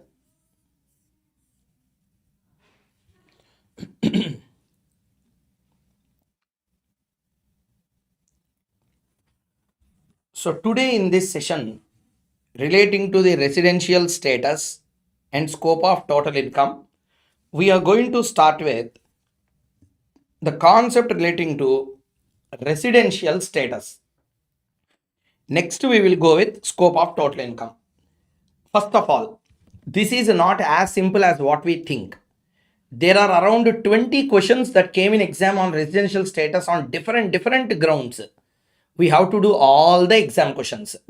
That's why we call these sessions as a concept oriented classes. It is not just workout, it is not just regular, it's a combination of all put together. So take the best advantage in the live, listen to the concepts and complete them. As simple as that. Request was very simple. Okay, let us start.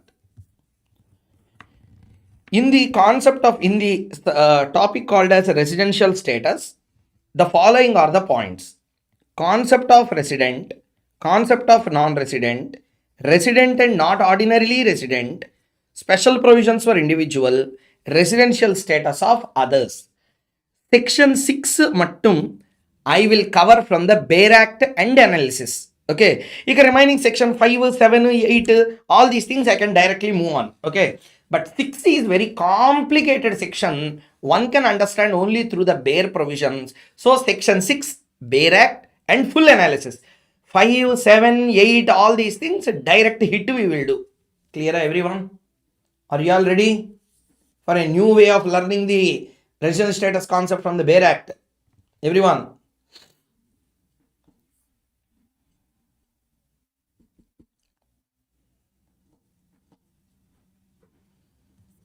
Okay, ba? So I will share full knowledge. You take whatever the knowledge that I give you, so you will understand the contents properly. Okay, so let us begin. Just a minute.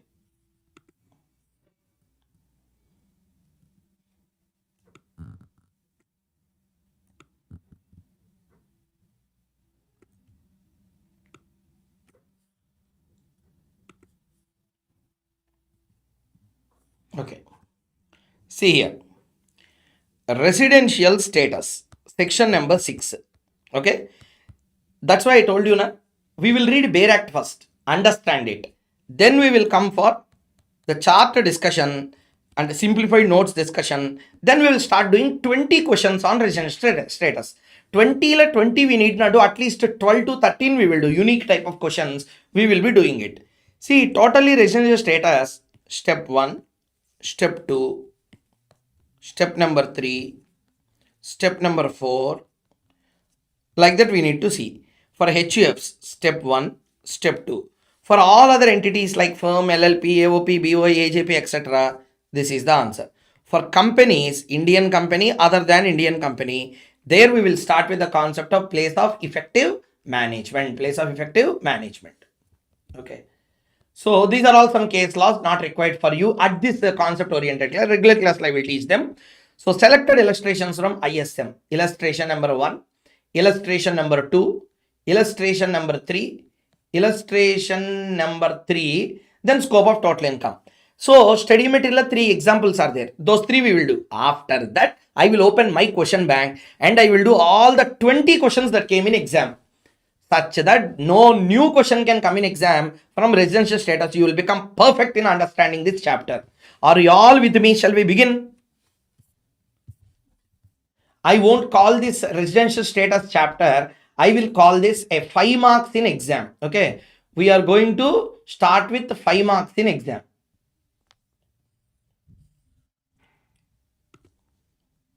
Okay. Well, first of all,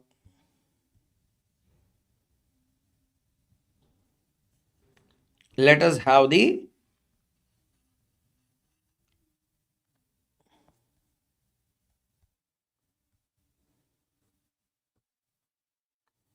Bare Act with us.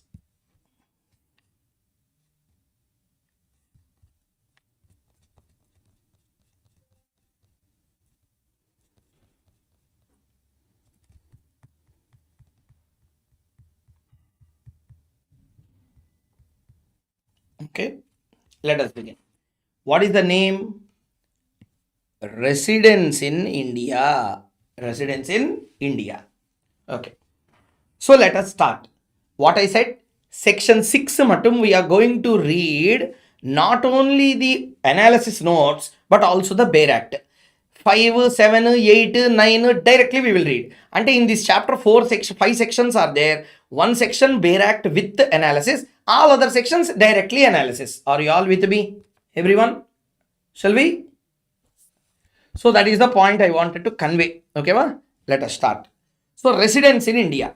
For the purposes of this act, an individual is said to be resident in India in any previous year if he is in India in that year for a period or periods amounting in all to 182 days or more, or having within the 4 years preceding that year been in India for a period or periods amounting in all to 365 days or more, is in India for a period or periods amounting in all to 60 days or more in that year. Read it first. Read the basic provision properly.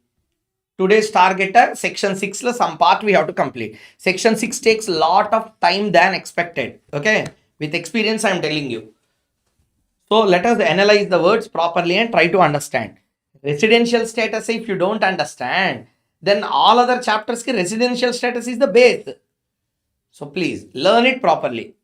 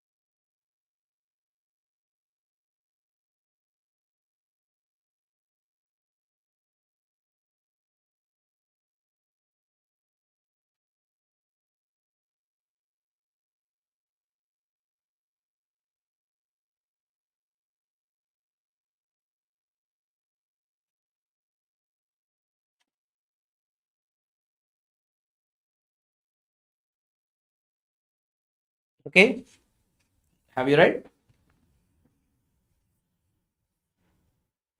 See here. For the purposes of this act, an individual. So first he is talking about whom? Individual. Said to be a resident in India in any previous year if he is in India in that year,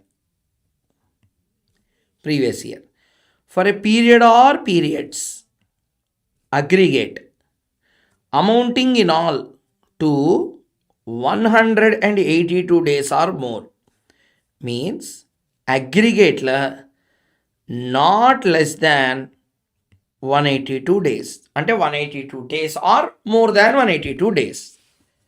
Next, this is one way of becoming a resident. B point anyway omitted by the law itself. Or this is one way.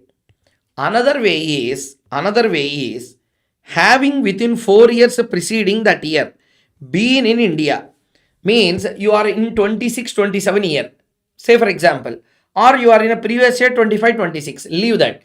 Go back 4 years. That's why 4 years preceding that year. Which year? Previous year. We want a residential status for the previous year 25-26. Leave 25-26. 24-25, 23-24, 22-23, 21-22. Take last 4 years. In that 4 years, he should be in an aggregate total period of 365 days or more. Okay, and other than that, another condition is in India for a period or periods amounting in all to 60 days or more in that year. This is how they have defined. Okay, well, so to understand this, now we will see the analytical chart. Okay, see, checking of basic conditions. First, he is in India. He is in, just a minute. See here. He is in India for 182 days or more in the previous year. In the previous year. This is condition number 1. Or Condition number 2 is having two subpoints and means what? Both the conditions have to be satisfied. What are those? He is in India for 365 days or more in 4 years preceding the previous year, and previous year like he should be in India for 60 days or more. So what are all the conditions making him a resident? Either you are in India for not less than 182 days in the previous year, or if you could not satisfy condition number 1, at least condition number 2 you satisfy. What is condition number 2? You are in India for 365 days or more in 4 years preceding the previous year, and preceding previous year la, you should be in India for 60 days or more. If you can satisfy either this or this, you will be called as a resident. You will be called as what? Resident. Okay. So now question. Sir, I am in India for 35 days.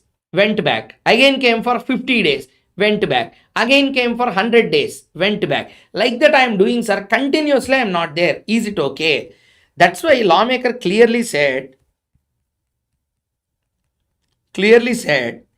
period or periods amounting in all means what? Aggregate you have to see. Continuously he did not stay in India. Continuity is not important.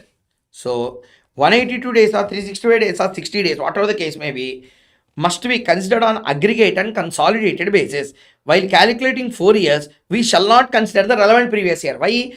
4 years preceding the previous year. For example, now we are in assessment year 26-27. What is the previous year? 25-26. For this 4 years preceding, you tell 24, 24-25, 23-24, 22-23, 21-22. So 21-22, 22-23, 23-24, 24-25, 24-25. So 20-21, 22-23, 23-24, 24-25. In this year, 4 years total 365 should be. And 2020, 25, 26, 60 days it should be. If you can satisfy both the conditions together, then I will call you as a resident, even though you do not stay for 182 days or more in the preceding previous year. First of all, everyone please answer. Did you understand step 1 clearly? Yeah, everyone. Step 1, did you understand clearly?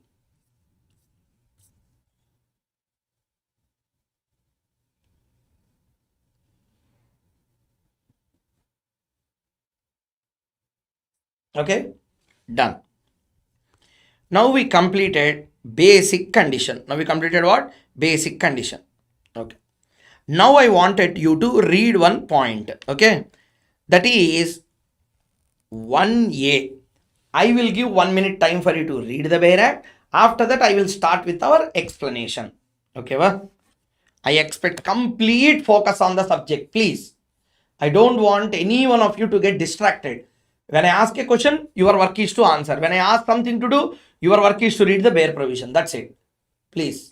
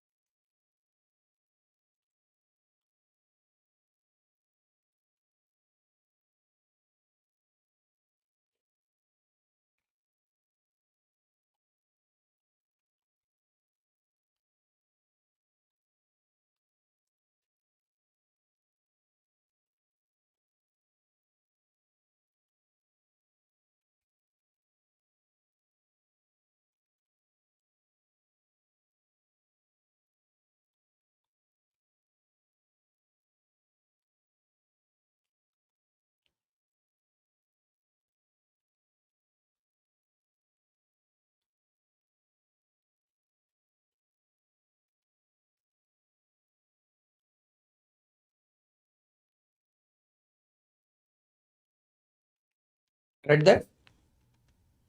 Reply. Have you read or not?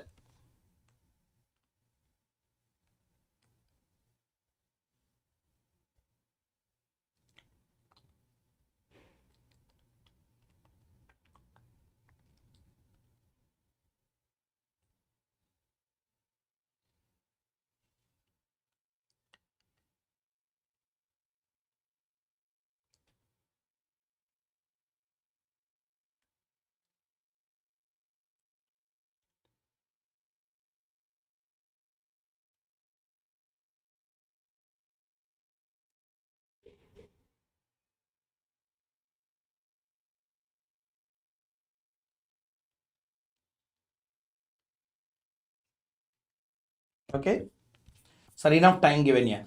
Beyond what is required, I have given because some students might take slower time to understand. So I have given 4 full minutes for you to read. Okay. So I kept a timer, 4 minutes completed. Let me discuss now. Okay. What is this subsection 1A? This was actually introduced by amendment. Originally it was not there. That's why it's not subsection 2, 1A. 1, 2 already inserted. Where to insert 1A? They inserted through amendment. Okay. So let us see. What is this concept? Notwithstanding anything contained in class 1. Class 1 lo whatever we discuss, section 6 class 1 lo whatever you discuss, notwithstanding it. So ignore that irrespective of whatever is contained in subsection number 1. An individual being a citizen of India having total income. See how many points are there. First you should ignore subsection number the clause 1. First you are an individual. Okay. You are a citizen of India. Adi okay.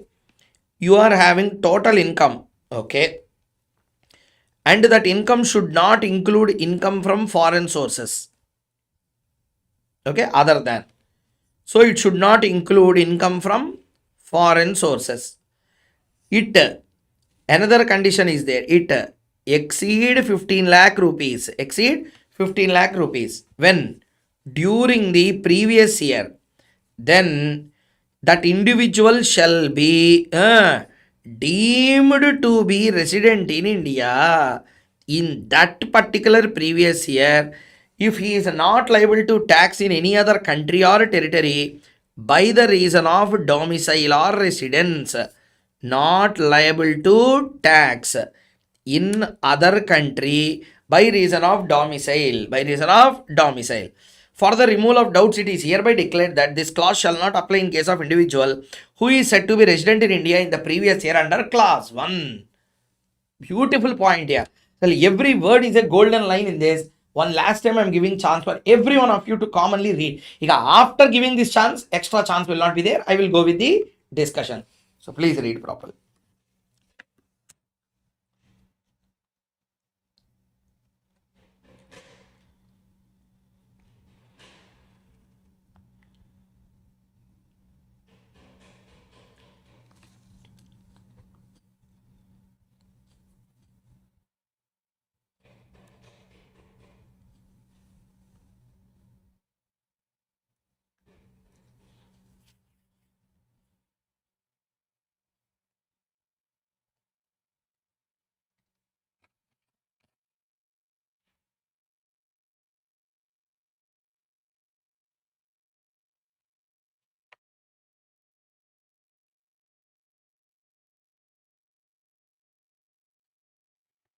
Okay.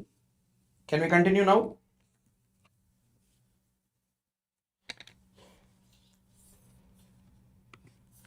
Okay.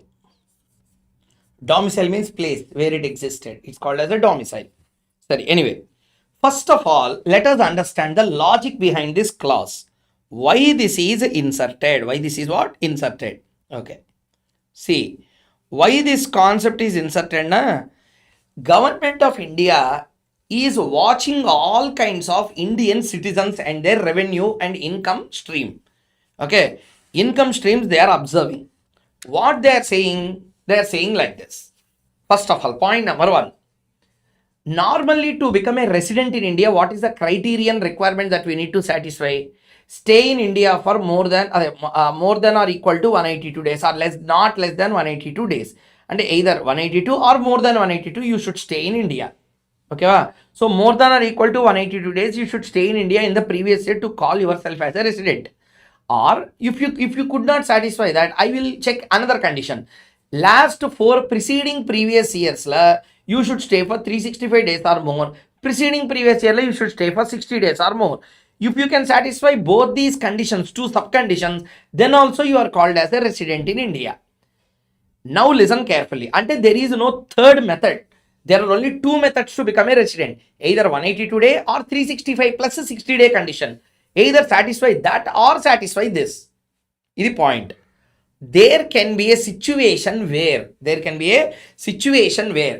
I did not come to India any time in the last 10 years. I was never been to India. Never I came to India.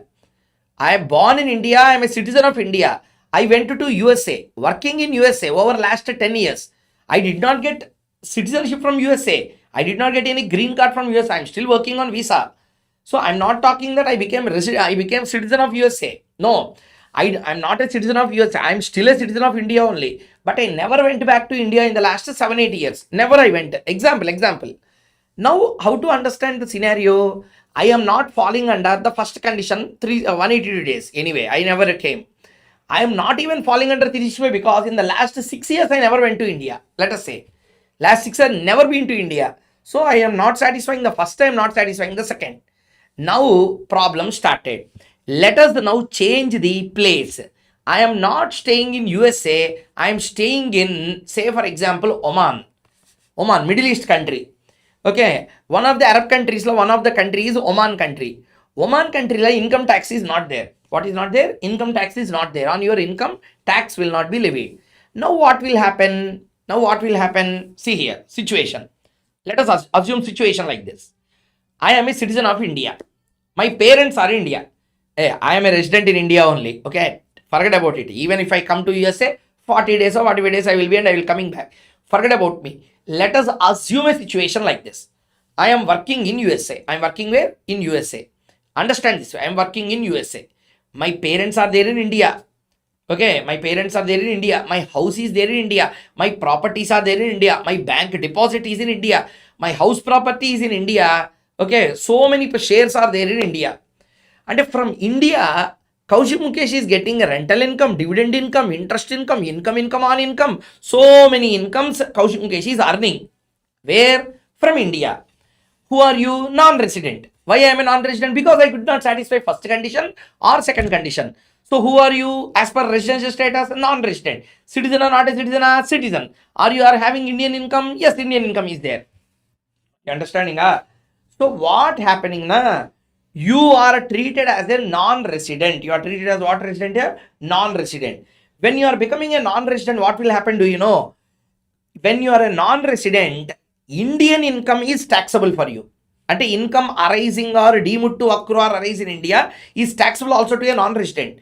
So, I am a non-resident. I am earning income in India. That income earned in India will be taxable for me because for a non-resident, Indian income is taxable. For a resident, global income is taxable. For a resident, global income is taxable.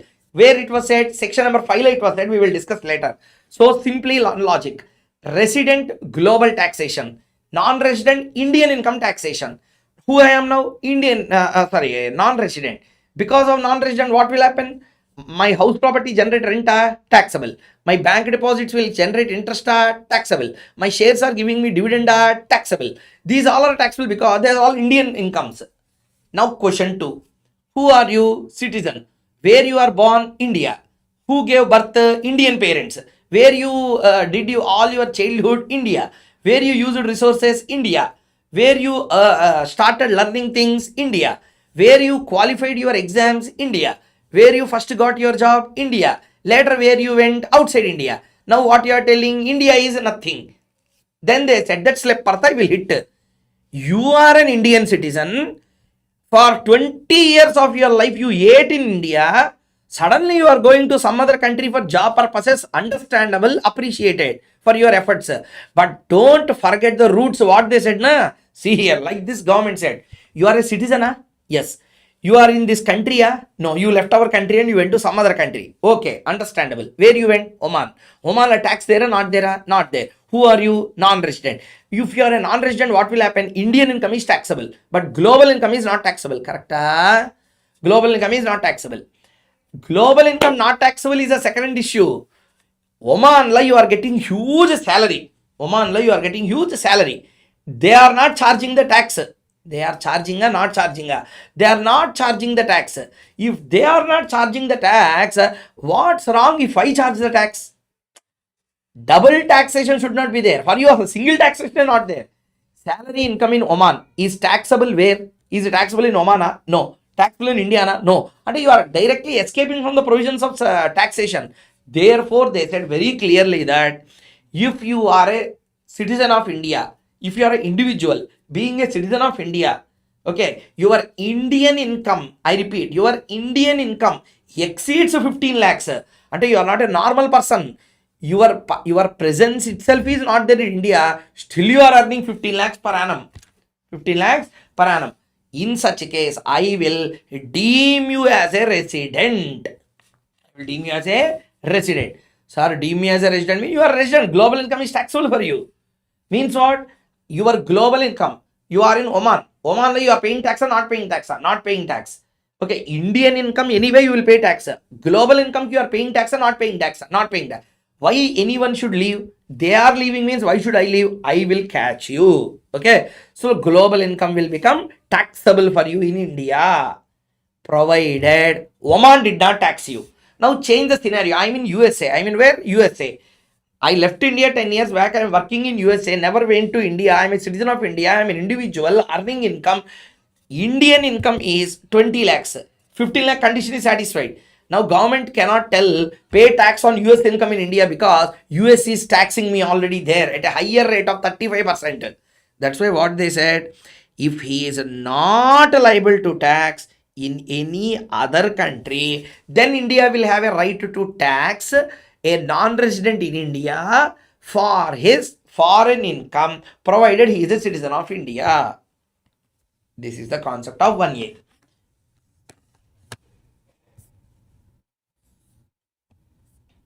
See, unfair, fair, nothing is there. Someone is putting message, sir, is unfair. Na? Okay. What unfair? Everything is fair and love and tax. Nothing is unfair.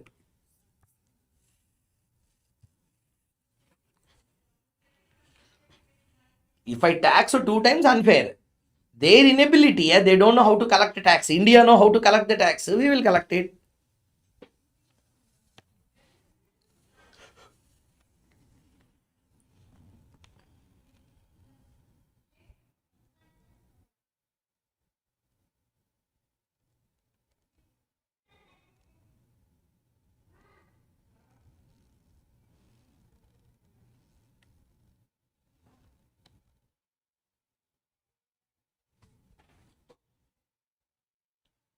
So the only way to escape this trap, na, don't earn more than 15 lakhs the income in India.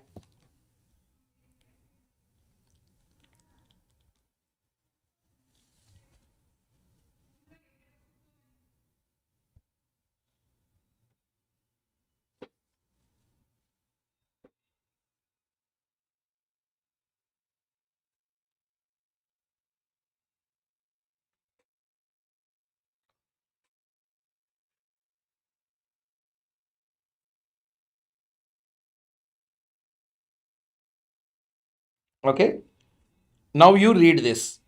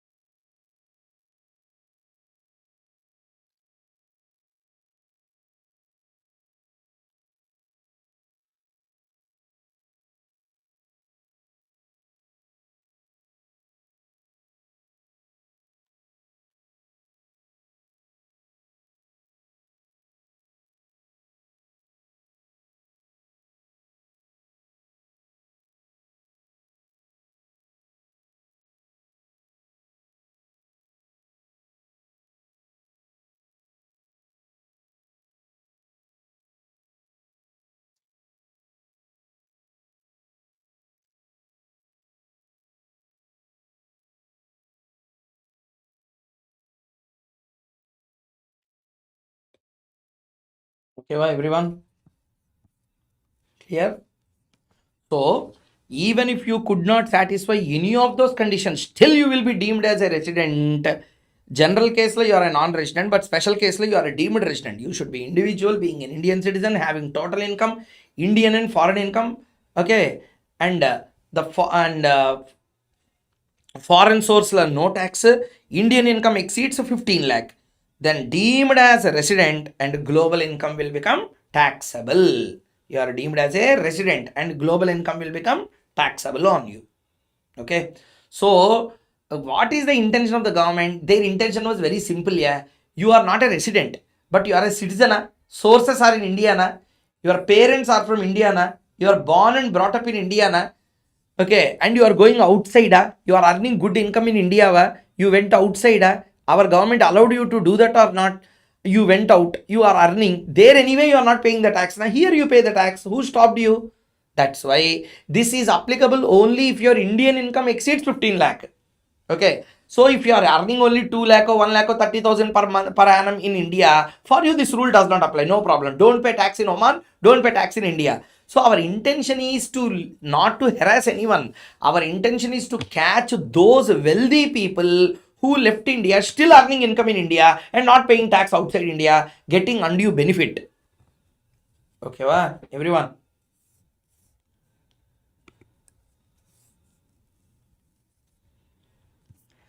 Okay, Indian origins, this is not applicable, only for citizens of India.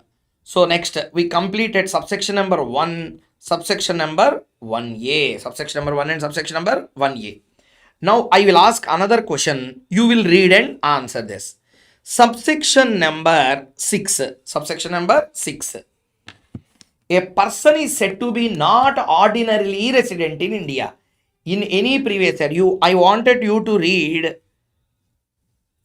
A, C, D. B point you leave. A, C, D, I want you to read.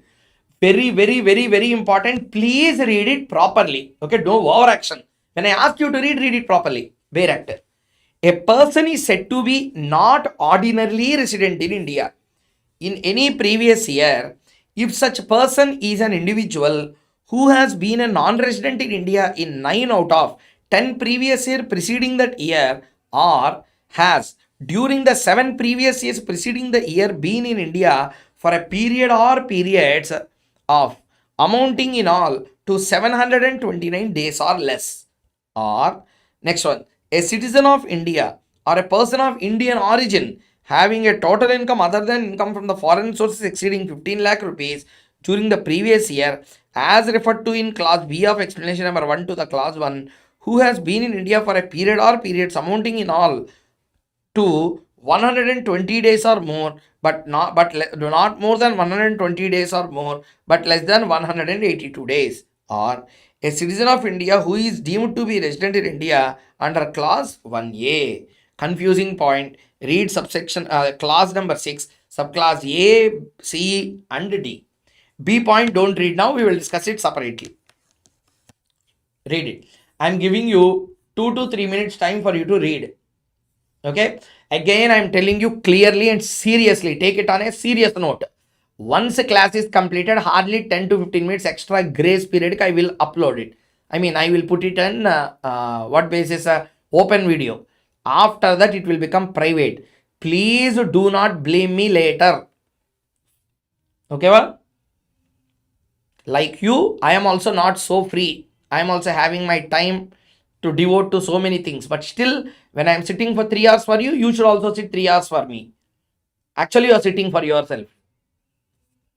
So read it properly. I want you to read classes, classic subclass number A, C, D.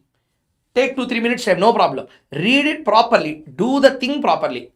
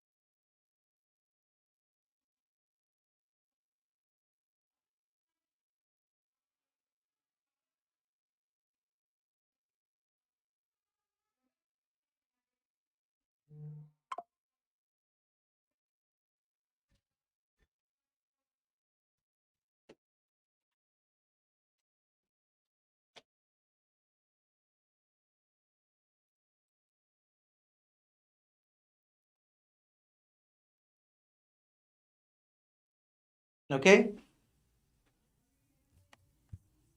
have you read?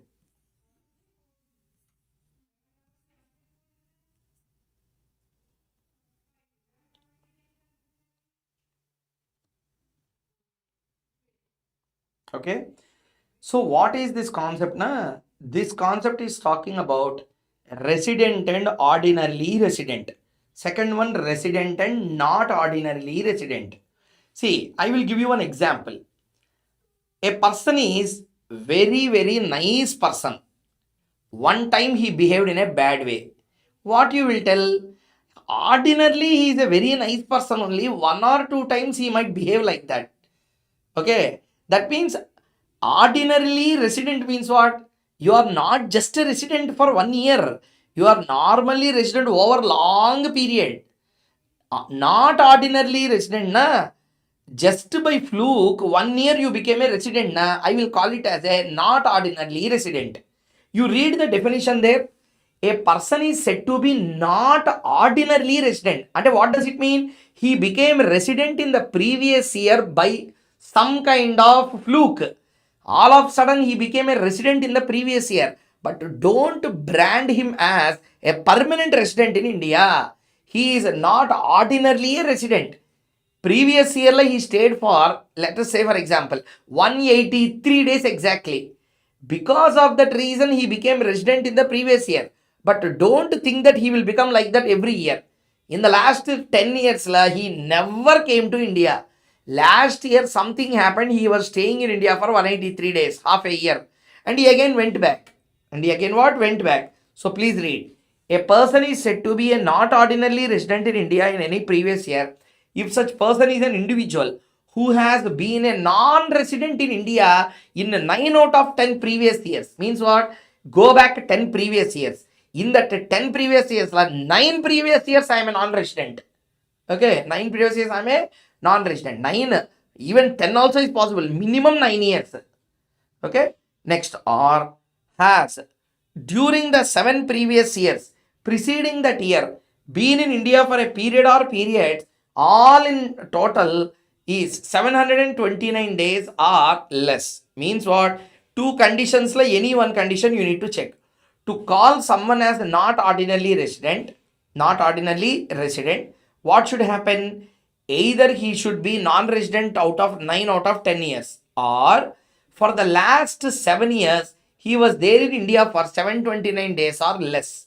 In such a case, I will call such a person as resident, not ordinarily resident, but not ordinarily resident. Read clause 6, subclause A one last time. We will go with the full length documental analysis.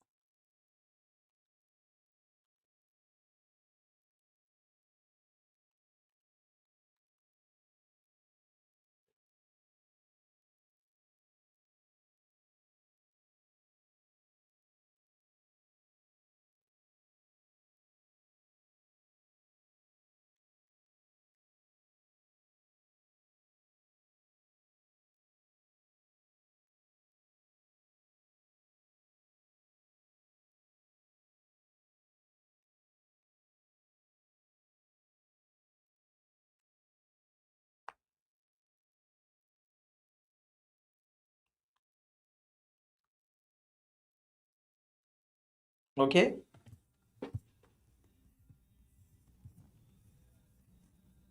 Done na? Can I move on to the next one? Okay. Now listen. Listen. Not completed yet. Hey, the moment I am giving a lot of time itself means you should understand some bomb blast is ready. Correct? Huh? Listen. Point is, you can read this in two ways. You can read this in how many ways? Two ways. See, section said a person is said to be not ordinarily resident. Means you are not ordinarily resident. When means, see, okay, what they said, go back 10 previous years. In this,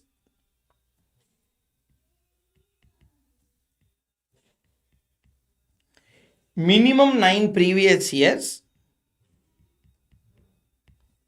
you should be non-resident. Either satisfy this condition or, sir, this condition I cannot satisfy. Is there any other condition? Okay, what they said,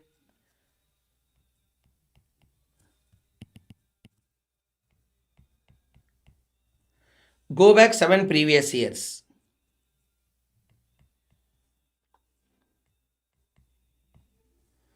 He should stay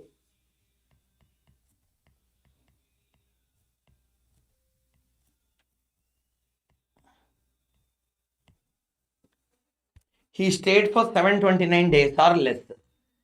Either this condition you should satisfy or this condition you should satisfy. Then you are called as not ordinarily resident.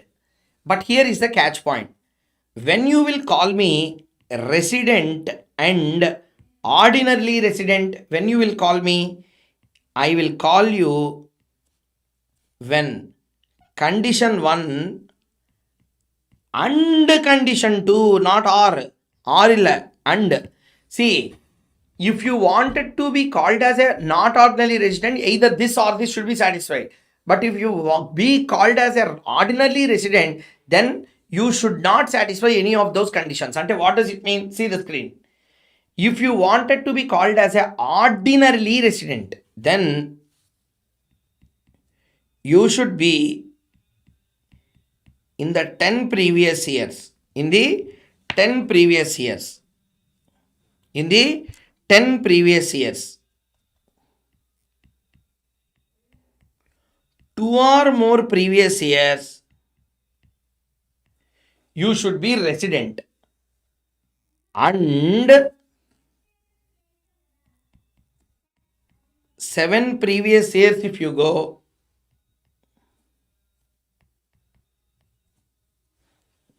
you should stay for 730 days or more. You should stay for 730 days or more.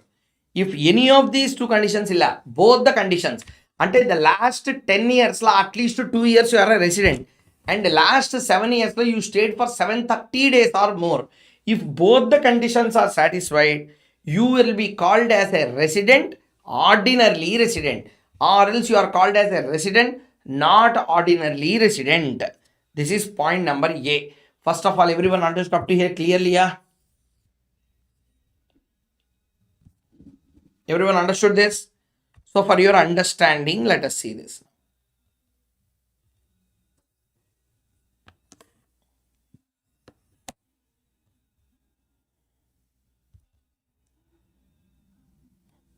Read this.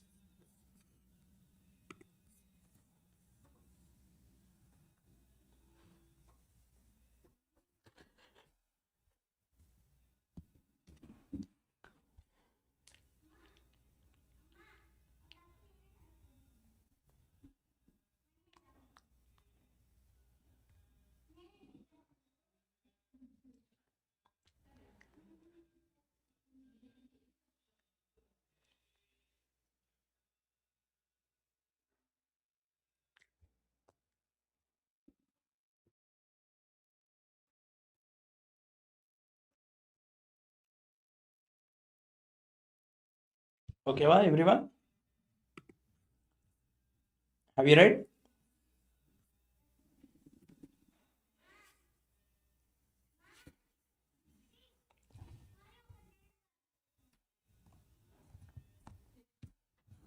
Okay.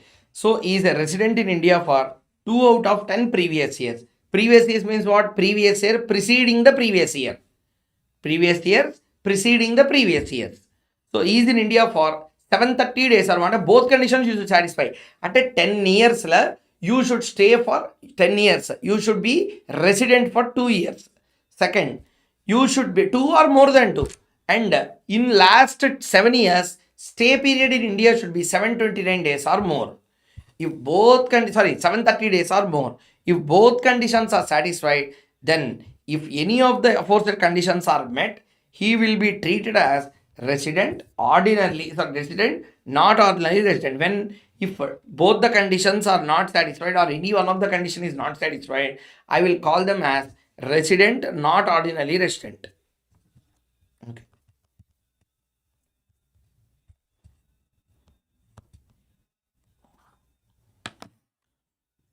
Okay, well, next. So we have now completed subsection number 6, class A. I will ask you one question. You please answer. Okay, you please answer. First of all, I will give you some facts. I am a individual. I am a citizen of India. I am not a resident of India. I have total income. Indian income is exceeding 15 lakh. Foreign sources are not taxable. Who I am? Who I am?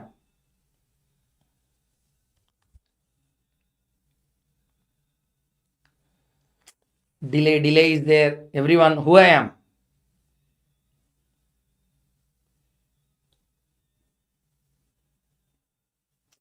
Fast, yeah. How much time you will take? 5-6 people answered totally.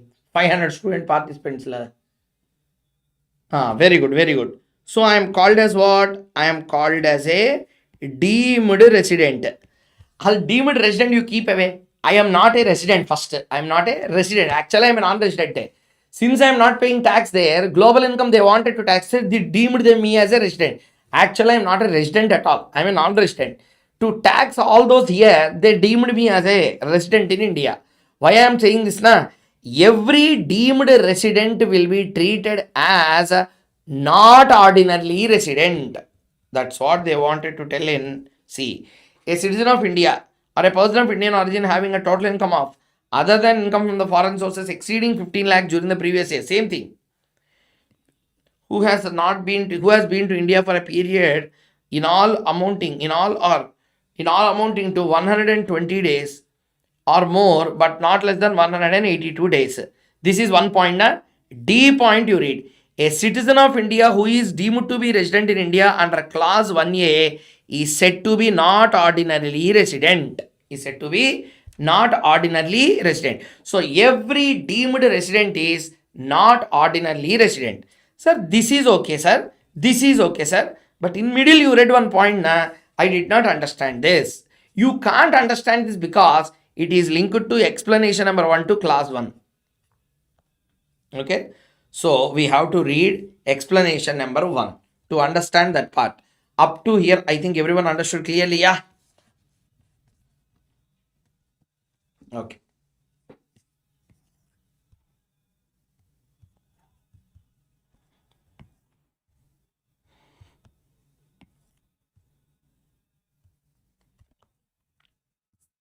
Okay.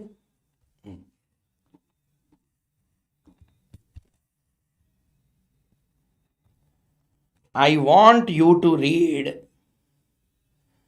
explanation number 1A, explanation 1B. Let us both of us read this. Okay, wow? Important, please show some importance. Explanation 1. Hey, first of all, sum up everything what we read. Section 6 clause 1 says individual in a previous year will be treated as a resident if he stay in India for 182 days or more in the previous year, or been in India for more than 365 days or more in the 4 years preceding the previous year and 60 days or more in the previous year. Condition 1 over. I am not a resident. I have no link with India, but I am an Indian citizen. I am a I am an individual being an Indian citizen earning total income including Indian income exceeding 50 lakh. Foreign source of income is there but not taxable there. You are a deemed resident. Pay the tax on global income. Next, 1A already we read now. 1A we already read deemed resident. That is completed. Then we directly went to subsection number 6 and understood when I will be called as a not ordinary resident. You are not ordinarily resident if you are non-resident in 9 out of 10 years, or in the last 7 years you did not stay for 729 days, or you stayed for 729 days or less. When I will be called as a resident, ordinarily resident and ordinary resident, when you will be called if both the conditions are satisfied. Okay, ordinary resident to become both conditions means you should be in India, you should be a non-resident in India in 2 out of 10 years, and last 7 years plus 730 days or more you should stay in India.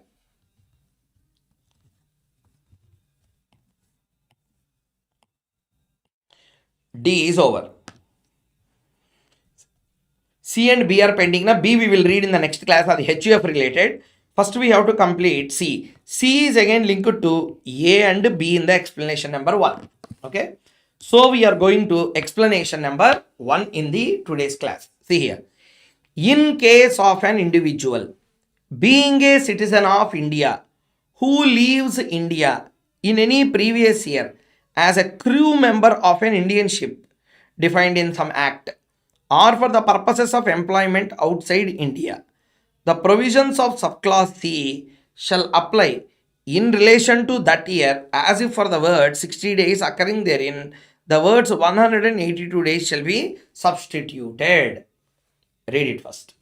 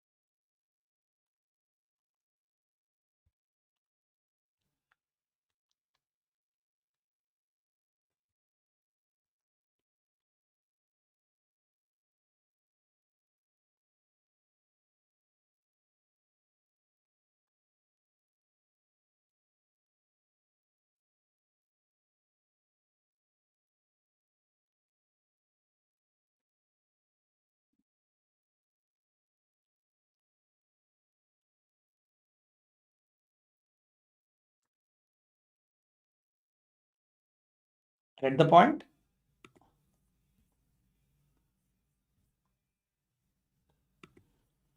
Just to inform everyone, so I got a sudden work, I need to go. Some documentation work is there. So that person became free now. When they become free, I need to go. So don't think otherwise. So we'll continue this part in the next session. Anyway, tomorrow also DT and FM will be there. First, I will start with DT. I will first cover explanation A and B. Anyway, today my target is to complete explanation 1A and 1B also, but I want to cover that in a proper way. 15-20 minutes I want to take, but I got a sudden work, I need to leave. They're calling me. So tomorrow we will first start with explanation 1A and 1B complete. Then I will go to 10 to 12 exam questions we will do on residential status. Okay, everyone? So they are putting messages continuously. Please come, please come, please come. It's becoming delayed. Examination application form is signed. Since I am not a citizen of this country, I need to go with my passport and I need to give a thumb impression, because if I am a citizen here, eye scanning is enough. But I am from a different country, signature, how they will tally what is my signature, how they know? India records are available. So therefore they are asking a thumb impression. So that's the reason I need to go.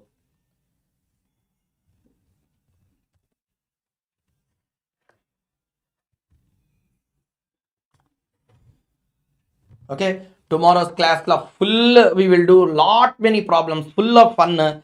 We will interact, we will give assignment questions to students, you will do, I will see. Okay, So we will add another 15 minutes to the tomorrow's class and add and complete these, and then we will go into the further parts and complete them. Okay, everyone? Okay. So thank you very much. Meet you again in the next class.